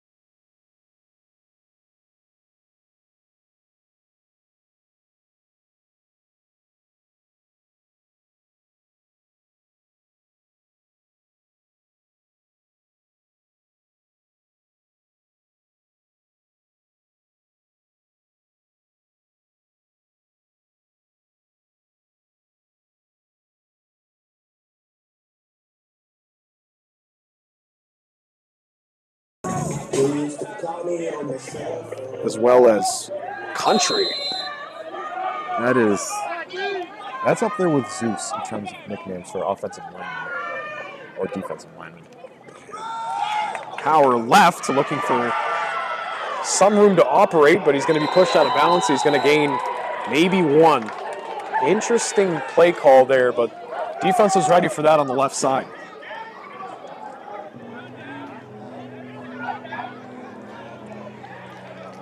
I think I've come to realize that offenses work a lot more cleanly if you got blocking up front, or with the passing specifically. We've seen a couple of great passing plays. The quarterbacks can sling it, because they got to get some time in the pocket to do it. I would hope, guys up here have some good arm strength, and they do. So to see them kind of fail to execute because up front you kind of fall apart quickly, it's a long game. I think both lines have settled in. It's starting off in the second half as the third quarter is getting close to ending. I think the Lions have settled in. As soon as I say that, there's going to be a big sack or something. You never know. It never know. But from Andrew Rossi. Lions have held up pretty well on this 3rd and long. All right, here's J.O. in the pocket. Gains the snap, drops back, pass, quick one to Reed. Reed's going to get a couple. He's going to push off. It's going to be short. Big play upcoming here for the Oilers. It helps your line out a lot to get the ball out that quickly. There's not a lot of blocking time there. It's a great pass there from J.O. Marrero of the Oilers. I think they're going to take into the 4th to see what their decision will be on this 4th. And Oilers take it into the 4th quarter.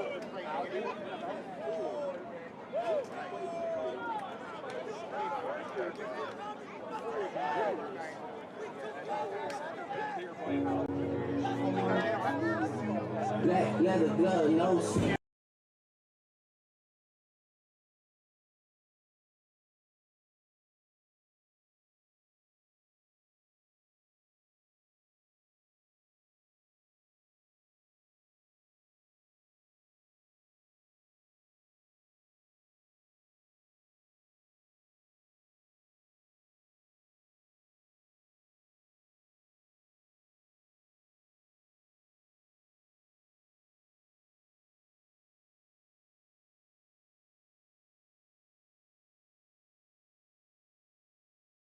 Jordan Chaffee, who's actually supposed to be here and commentate with us. Across the middle, we gained should have been a touchdown. I wish he cut it upfield, gave me my stat, but he didn't give it to me. But it was yet again, that's kind of what I want to see here from the Oilers, is something that, everyone's kind of dashing to the left or right side of the field. You are getting attacked, Andrew. There was one crawling in the palm of my hand. It's one of those stink bugs kind of going everywhere. Yeah, is the right thing to say. Here's J.O. Moreira. Moreira now for the Oilers. Might be a stunt upcoming here for the Valley. It's going to be caught, but is that a first down? Yes, it is. Looks like they're going to first. That was close to holding. Very close to holding, but that's a great pass there from J.O. Moreira, and that's going to be enough for a first down. Like I said, that is enough for a first down. Like I said, going somewhere to the left or the right, they flooded it left, kept the guy outside on the back side to possibly get something back shoulder, but it's very difficult to go over there once you run all the way to the left side of the field. And J.O. did kind of what I said. He was either going to keep it or toss it, and he had a guy right on the knees. He was down, first down. Big play there for the Oilers, keeping them alive on offense. Here's J.O. Moreira now for the Randolph Oilers, 16-8. Valley Generals are up. Here's Moreira in the pocket, looking to pass. Got someone deep, might have him. Almost caught, and no flag called there. Not a bad pass through a window of two defenders on the Valley General side of things. That was Tavon Simpson on defense, kind of in the window there with Markel Dobbs. I was just patting myself down in front of bugs. Don't mind me. But, they're going to break through at some point with these deep plays, I would say. They've gotten some good looks. You just have to capitalize on them. 2nd and 10 now for the Oilers. Moreira not doing a bad job offensively, getting the ball out pretty quick. Had a couple of great passes throughout the game. Here's J.O. Moreira now for the Oilers. In the pocket, Moreira surveys, looking. He's going to roll out right. Keeps rolling out. He's going to keep him himself. Good move from Moreira. He's going to cut it upfield. Moreira gets it going. He's going to be out of bounds after a great rush from J.O. Moreira.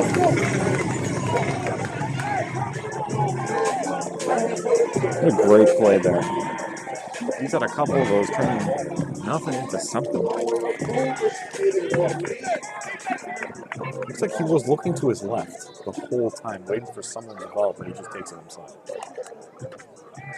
Now they're, again, just like the Valley Generals, they're creeping slowly through the end zone. We need more clock, but again, you have a team like the Valley Generals with Sapir, and he can tow it as well. He can sling, but both quarterbacks been doing a great job today for both sides of the ball. Very pass heavy after they've kind of seen how they can do up front.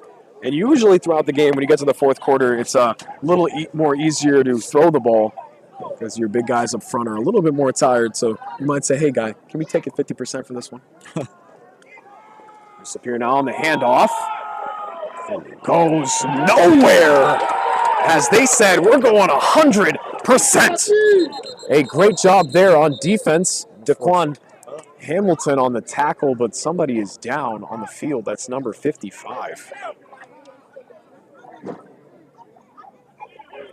That play was going backwards from the start. It was a good play by the Valley Generals to cover that up, but unfortunately, here in the fourth quarter, a player did go down. I was hoping we were going to be clean throughout this entire game. Hopefully he's okay. Number 55 there of the Valley Generals on the ground, and hopefully he's all good.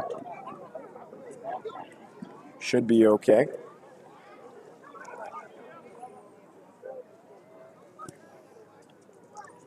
That's Kobe Ortiz. That's Kobe Ortiz. He's had a really good game defensively on the defensive line. Has blown up a few plays. Although you don't always show up on the stat sheet playing interior D-line, you do make a difference throughout the game. So hopefully he's okay. He seems to be getting up, which is great for Ortiz. The only problem with today's game is there's no EMT or trainers anywhere. So if something bad were to happen, the local EMT would come through is they have a police officer that's probably trained a little bit in some type of health First management or first aid. It's a big loss. Hopefully he's okay and he's able to keep playing. Being helped off by two of his teammates as he goes to the sideline now. The Valley Generals will have to try and stop the Oilers from tying up this game without one of their better players on the defensive line. And when you look around, like we were talking about, a sense of community here, you look at the guys playing, you look at our players. These guys, this isn't their full-time job, right? You know, this is kind of that night job. It's a cool night job to have, but I'm saying the sense of community that's built up, you know, no matter if somebody goes down, no matter if, you know, one person's up, one person's down, you kind of see a sense of humility throughout the entire game. Both teams kind of high-fiving each other, even though they're getting competitive. Very great to see this, you know, type of sense of community, even with all the athleticism, even with all the competition. It's great to see. Second and 20 now. Here's J.O. Marrero now. Second and 20 for the Oilers. Looking left, tosses it up, might have him, and he's going to read that ball. He's looking for it over his shoulder to the left, but the ball was thrown into that right kind of that window, and there's a flag on the field. He's going to get declined. I would have to guess, since it's near the line of scrimmage, it was a holding. I didn't see, but the fact that Valley Generals declined that, they would rather take the 3rd and 20 than redo a 2nd and 30. That was a hard throw to make. In the corner of the end zone once again. Take a look here at your play sheet now and say, you know, what do we want?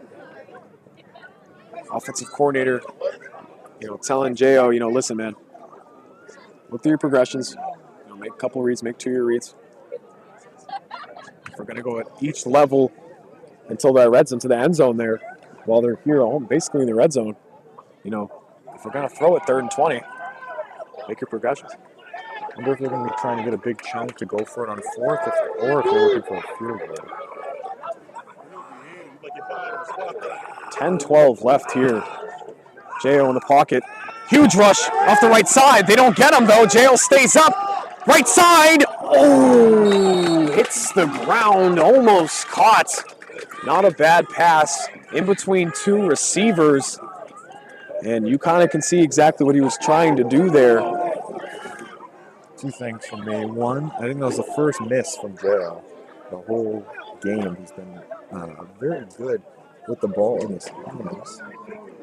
But I was also going to say, one of the defensive linemen made a motion of slamming to say, I just missed you, because they were hot on his tail. They were hot on his tail, and it's always on that right side. But here we have a field goal formation for the Oilers now. It's going to be 45 yards. Or what was that? 40 yards? 40-yard field goal here for Haxon. Sorry. A big kick. If he makes it, then the Oilers can take the lead with a touchdown. It's up, and it's good. Great kick there. Rebounding after what I said about him. That's a great job. And they're within 6. He's had a good game kicking. Place kicking, he's had a great game. And he just put the Oilers in a situation where if they get another stop and they go down and get a touchdown, they'll take the lead.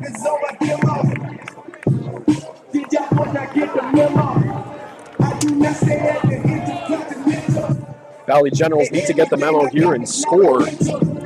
Try and keep leading throughout this game. Just doesn't stop like he doesn't. I love that we're next to it. What I would love to have is to have it directly into our broadcast, like into the board, so like you can hear exactly what I'm talking about. Speaking of broadcast, we're actually here live, and this is brought to you by the ESN World Stream. Visit the eastsportsnet.com and check out all the eSportsNet socials. That's at Sports. Here on HCAM.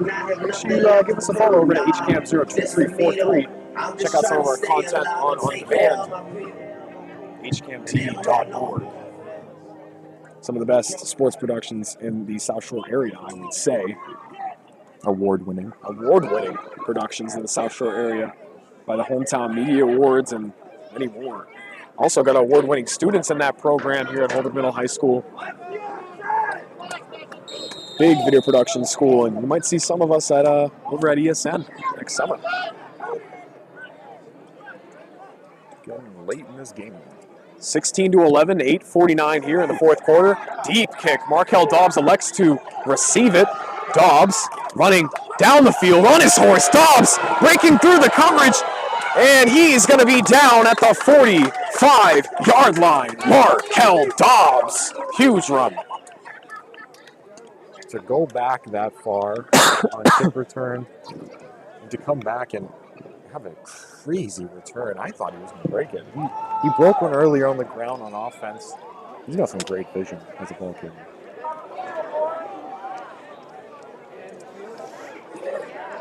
That's some great field position for this offense. And Sapir and company, Dobbs has been having a monster game, doing a great job on all sides of the football. Defense has a deflection, 2 of them. Offensively has a touchdown and a 2-point conversion, and now he's got that return to the 45. This has been a huge game for Dobbs. And like I said before, I'm not going to overhype the guy and not let him perform, because he did. Up here late, glasses are getting foggy. The lights are reminding me of the game that we all love most. Now the Valley Generals have an interesting drive ahead of them. I know they want to score, give themselves a 2-possession lead, but at the same time, you wouldn't mind just having another long and tiring drive against the Oilers and really back them into a corner where they don't have any. Here's Sapir now. Got a wing. Dobbs on the motion. Ball's on the floor.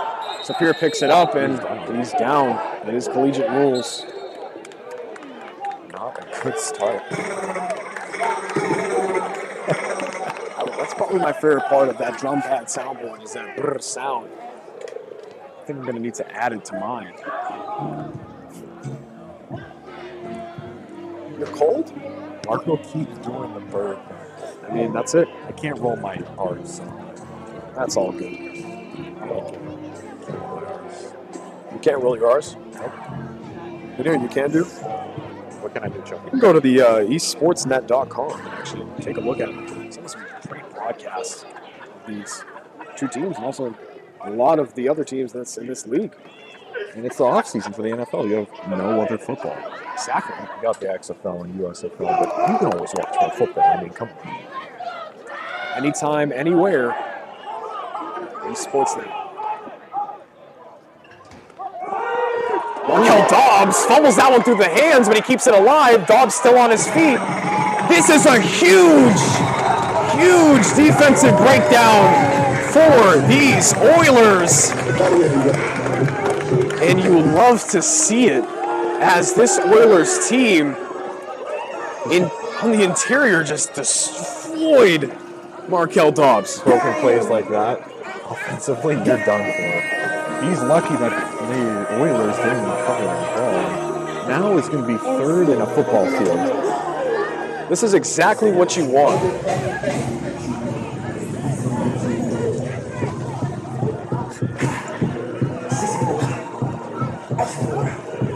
It's going to be estimated a 3rd and 30.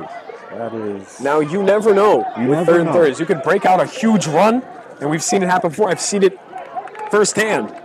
It can happen. Sapir, this offense, 3rd and 30. 6:29 left here in the 4th. Pass is caught, and he's not going to get anywhere. Huge gang tackle there, and you love to see that from the Oilers. On the pass there. Number 18 on the catch for the Ryan Jones. Number 18 all day catching a couple passes from Sapir. That's Michael Lewis. Had that touchdown catch earlier in the game. Back in the first half. But Oilers defense did their job. Forced a very quick 3-and-out. Only took a few minutes off the clock, and now they are in the driver's seat once they get this ball after this punt. Oilers are back in business. They're 0-2 in search of their first win here for the season in the East Coast Football League. Good snap. Punt is up. Kind of short. Through the legs of Reed! I don't think he touched it. He did touch it! Off his hands. They're going to down it. Looked like he touched the ball, but it's going to be... Well, we'll see what they... I thought it went through the legs. Because the ball didn't get... The trajectory of the kick didn't get changed by his body. This is a hard call. It's going to be Oilers football. Now, that reminded me of the Julian Edelman.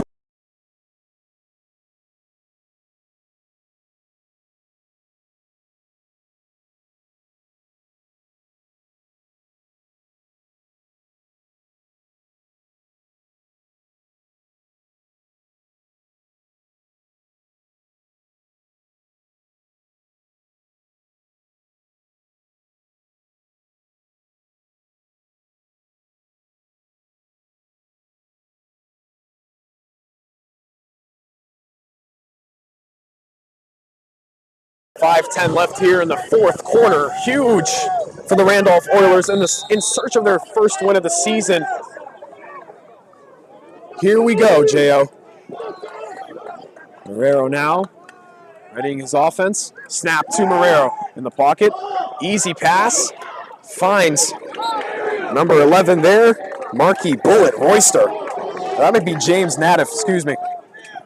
2 11s. Yep, we have a Bullet is a DB and a linebacker, which is pretty unsurprising that a guy nicknamed Bullet be on defense. You know, when you watch these games and commentating them, and I've had a lot of fun here on the Esports Network and also HCAM, it reminds me of like NFL Street, like the video game with these like nicknames, and it's great. It's awesome. I like the uniforms as well. Love the unis, look great. And was looking on Facebook for both of them. They look awesome, like the rebrand for the Oilers too. Cool colors. 2nd and 2 now. J.O. hands it off. No, he doesn't. That's a quick little RPO. Trying to make a move. And he's going to go out of bounds. That's number 18, Kyle Walker of the Oilers. Not a bad play call there. I thought he was going to keep it on the run, but it's going to be a first down. That's enough for it. That was just the play call that you have to give your receiver a chance 1-on-1 to pick up some yards. You got one guy blocking on the outside, on the sideline. As we wait for the offense to head to the line. 4 minutes and counting. Getting to the end of this, it's going to be a nail biter. 1st and 10 here for J.O. Drops back to pass. Surveys. Deep shot. Looking. And that one's going to fall incomplete. That pass was intended for Jay Patterson.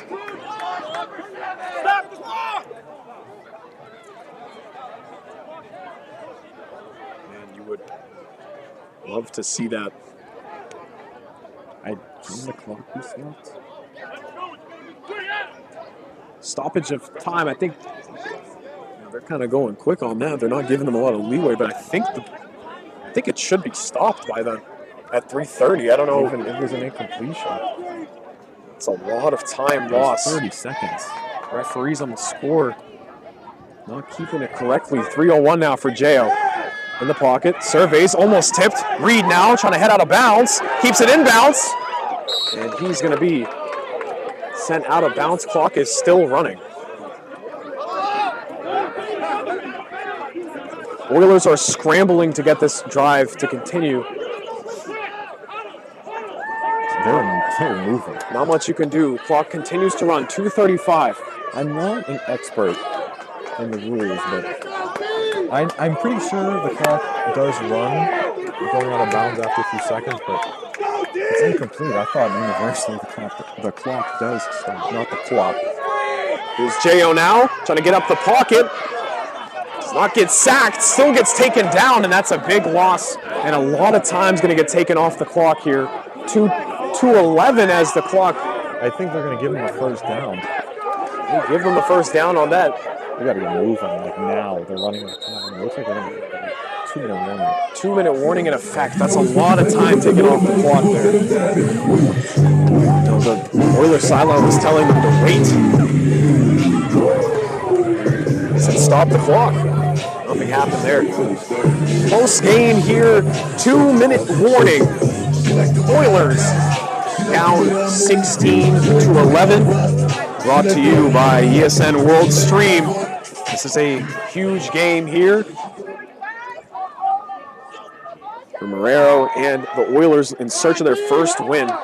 Set up here in the 45. Marrero now takes the snap, looking, gets outside. Marrero trying to hit the sidelines, and he's going to roll out of bounds. Clock stops now. We're inside of 2 minutes. So that's the rule there. That I feel like some of the sideline didn't even know their own rule when it came to it, but it was incomplete, so I just have to assume. That is true. But still, now we're inside 2 minutes. You got to use the sidelines to your advantage. Make sure you're going forward, though. If you run backwards out of the sideline, that clock will keep going. This is huge for the Oilers. 2nd and 8. 1:54 after the run out of bounds from J.O. Now you got to rely on your quarterback here. Not a lot of running you can do under 2 minutes.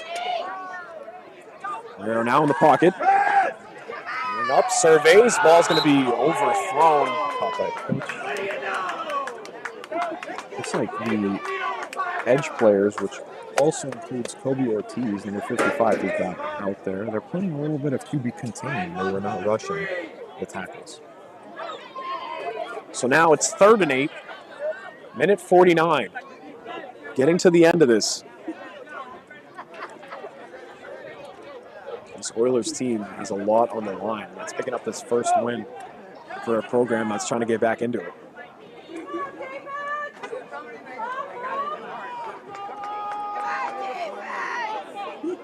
Here we go. 3rd and 8. Marrero's going to be in the shotgun. 3 on the right, 1 on the left, 1 in the backfield. Snap, low to the ground. Marrero's trying to get up. Marrero hits the right side. He might get that first down. He's looking for the sideline, and he's gonna be close. Be real close. He might be down 1 yard short. He might have got it. We'll see what they mark it down as. It's gonna be huge if he gets the first down, but they're gonna say he was stopped 1 yard short. Now this is huge. You might have to go under center, might have to QB sneak this, push your quarterback as hard as you possibly can. I had a fullback right behind me for my past 2 years of playing, Davion Scott, and every time we had a sneak, he would say he would push my behind as far and hard as possible over that line of scrimmage, and sometimes I would gain 10 yards on QB sneaks, not even 1. Be a timeout call as I get attacked by a mosquito. I don't know if the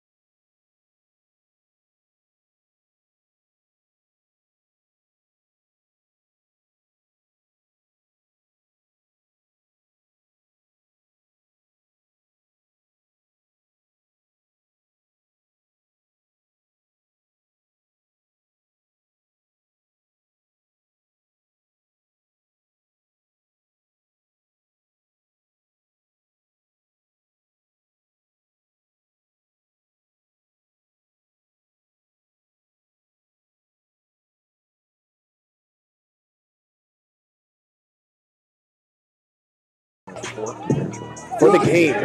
Oilers down 16-11 in search of their first win here on the ESN and also HCAM over Community Access Media.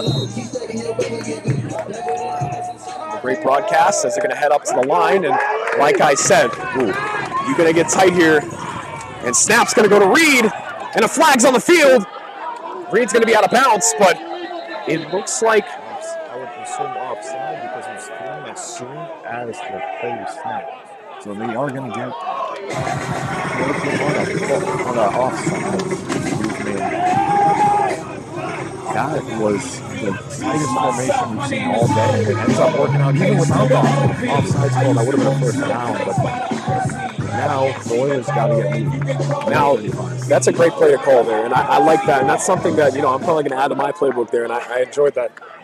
Having those two guys up, the twins, like I said, bring them up to the line. I said make sure it's legal, but they got my guy Reed in the back there, sitting in single back. So they're like, who are they snapping to? Are they going to go inside? Your center can snap that to the right a little bit, but he got it right over to Reed, and Reed took it on the right side. He's a speedy little guy, but gets in there for the first downs.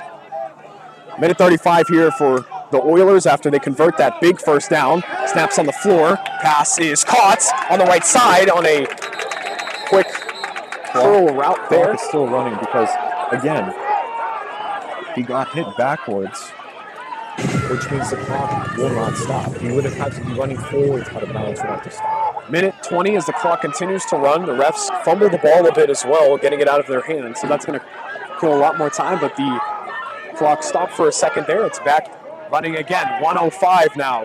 Here's J.O. Marrero now on the snap. 59 seconds left. Marrero slides up in the pocket. He's going to go left. Marrero takes it himself. Marrero, first down and then some. Helmet comes off. And no call there, no flag. Marrero on the ground. He's still on the ground for the Oilers.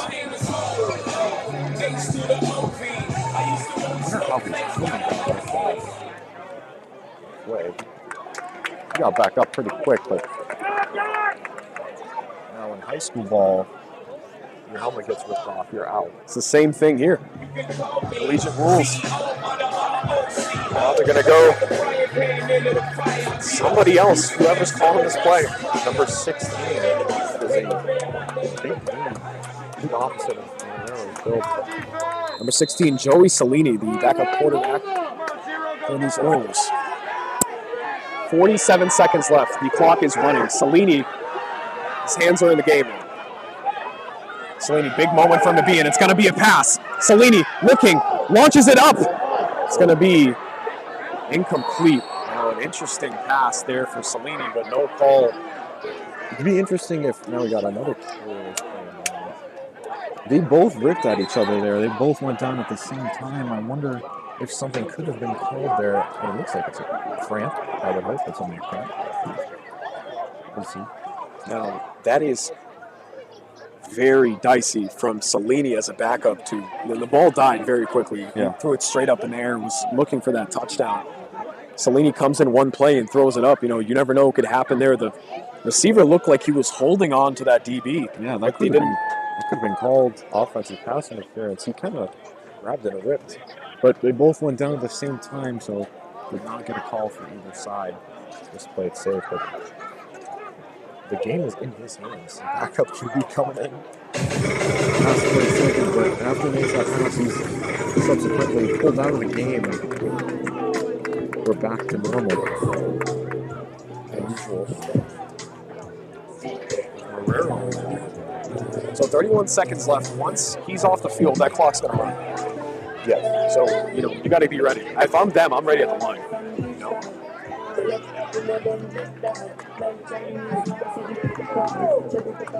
Here we go. Unfortunately, I don't think either was a cramp the way he was stretching his leg. It was not. He has to be helped off the field. Hopefully he's okay. The Oilers go as Raquel Dobbs. Looks like is that number 1 or if he's not at 7. Marrero's back in there. 7 on the Valley Generals. Their quarterback. Their DBs out as well. 31 seconds left here. Clock did not run. Now runs. There's a snap. Looking left. No call. It's a holding on the offense there. Huge call. That was Real close. it's Incomplete. They got to add 3 to that. Flag was called. They got to bring that time up. I mean, we'll see what the referees say. You can't listen to coaches. Yeah. So holding on the offense, but it was incomplete. 4th or 3rd down. They said 3rd down. Excuse me. They accept the penalty? Looks like they accepted it. Kept them at the. You know, if they accepted it, it'd be a repeat for 10 yards back. That was 2nd down, correct? That 2nd down. Now it's currently 3rd down. I think they declined. And they decided to play it as usual about the penalty. Instead of it being a repeat of a down, they're going to trust their defense on it. 3rd and 10 here for the Randolph Oilers. Down 16-11. Marrero now on the snap, in the pocket, surveys, trying to get out, gets out of it. Marrero going up, finds the 1st down. He's going to get out of bounds. A great run there from Marrero. He's got some great field vision. Looks up, sees nobody, gets out of that sack. They were going for his shoelaces. Gets the 1st down with 15 seconds left here in the 4th quarter. It's coming down to the wire, Andrew. Touchdown wins the game. They don't need an extra point. They don't need nothing. We could be witnessing the first Oilers win in a very, very long time. 16-11. Connecticut trying to squeeze this one out. Backup quarterback Joe Cellini's in. He's going to be at wide receiver. He's a big guy. They did add 3 seconds. I hope he doesn't snap it until they add that. No, I don't think they're going to let him go.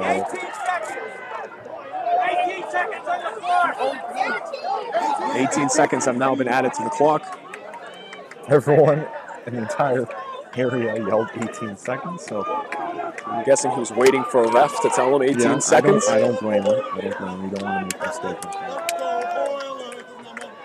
Now, I'm guessing the official is explaining to Connecticut that should have been 3 seconds added the play before, which was not added in time.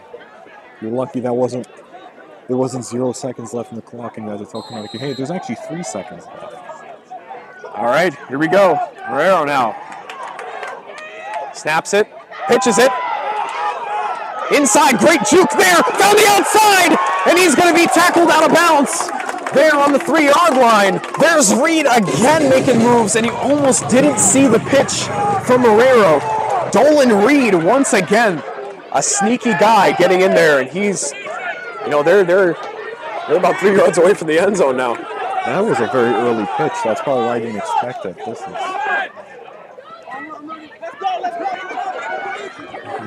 Are they calling for 40 something? Oh my goodness, he is not ready. He's running up. He's only down the sideline. Never mind, he's not going in. They're taking him out. And McDonald trying to go in, but now they're going to go heavy with our guy, number 45, Joe Grogan, Cowboy collar. And he's ready to go. That's a big dude to get at tight end there. Move him on the wing, possibly try and get an inside run. Stuff it inside like a wedge. Let's see what they do. They got 10 seconds to work with.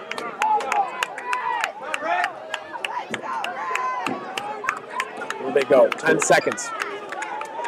16-11. How this play develops can be the game. Marrero now. Snaps it. Power right. Looking up and he's stuffed. We got to burn one here. 4 seconds left. An interesting call there, QB Power. With 4 seconds left. The lineman just got thrown by his own player. This is now really coming down to the wire. Another flag as unnecessary roughness. You got some fighting going on the field now. You can't. Not ever. Got a really good game going. Scuffle going on there, as you see. Still going. It looks like a lot of players just down in this little scuffle after the play. They need everybody to get out because this could make or break. And now, who is the flag on? Which side? They're going to do both an offset. Yeah. You know, and I think they're just going to offset these penalties because both sides were kind of going at it. Let's see. So a little bit of a scuffle there. And the officials say it was broken up relatively quickly, which is nice. Let's see. Time now is 9:23, getting really late into the night. The clock's gone. And everybody in the sideline. 4 seconds left. We need to get this game back and going because What's good though is the sideline stayed. No one came rushing off the sideline. Everyone stayed where they were at. see, sometimes I was at a Hanover High School football game. They were playing Women Hanson here in the local area. And they got into a scuffle, and high school students came out of the student section and started fighting on the field. That's what he's been involved. Exactly. It's good to see that kind of broken up. But now, to talk about this moment, because this is a huge moment here for the Whalers. 4 seconds left. What do you do here this close to the goal line? And that interior is getting a lot of time to breathe again, getting a lot of time to kind of get through the motions again. I know these players, and especially my guy down there, 21, you see him off the screen, but he's kind of, looking down, kind of clutching his stomach like, hey, this is a big moment here. It is. How do you make the balls off 700? Yeah,